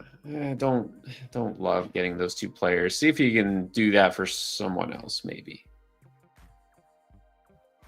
All right. Buy low video, by the way. Let's talk about that. This is a good promo. Buy low video. Have some players out that might be worth talking about. That better deals. Yes. All right. Now we're caught up.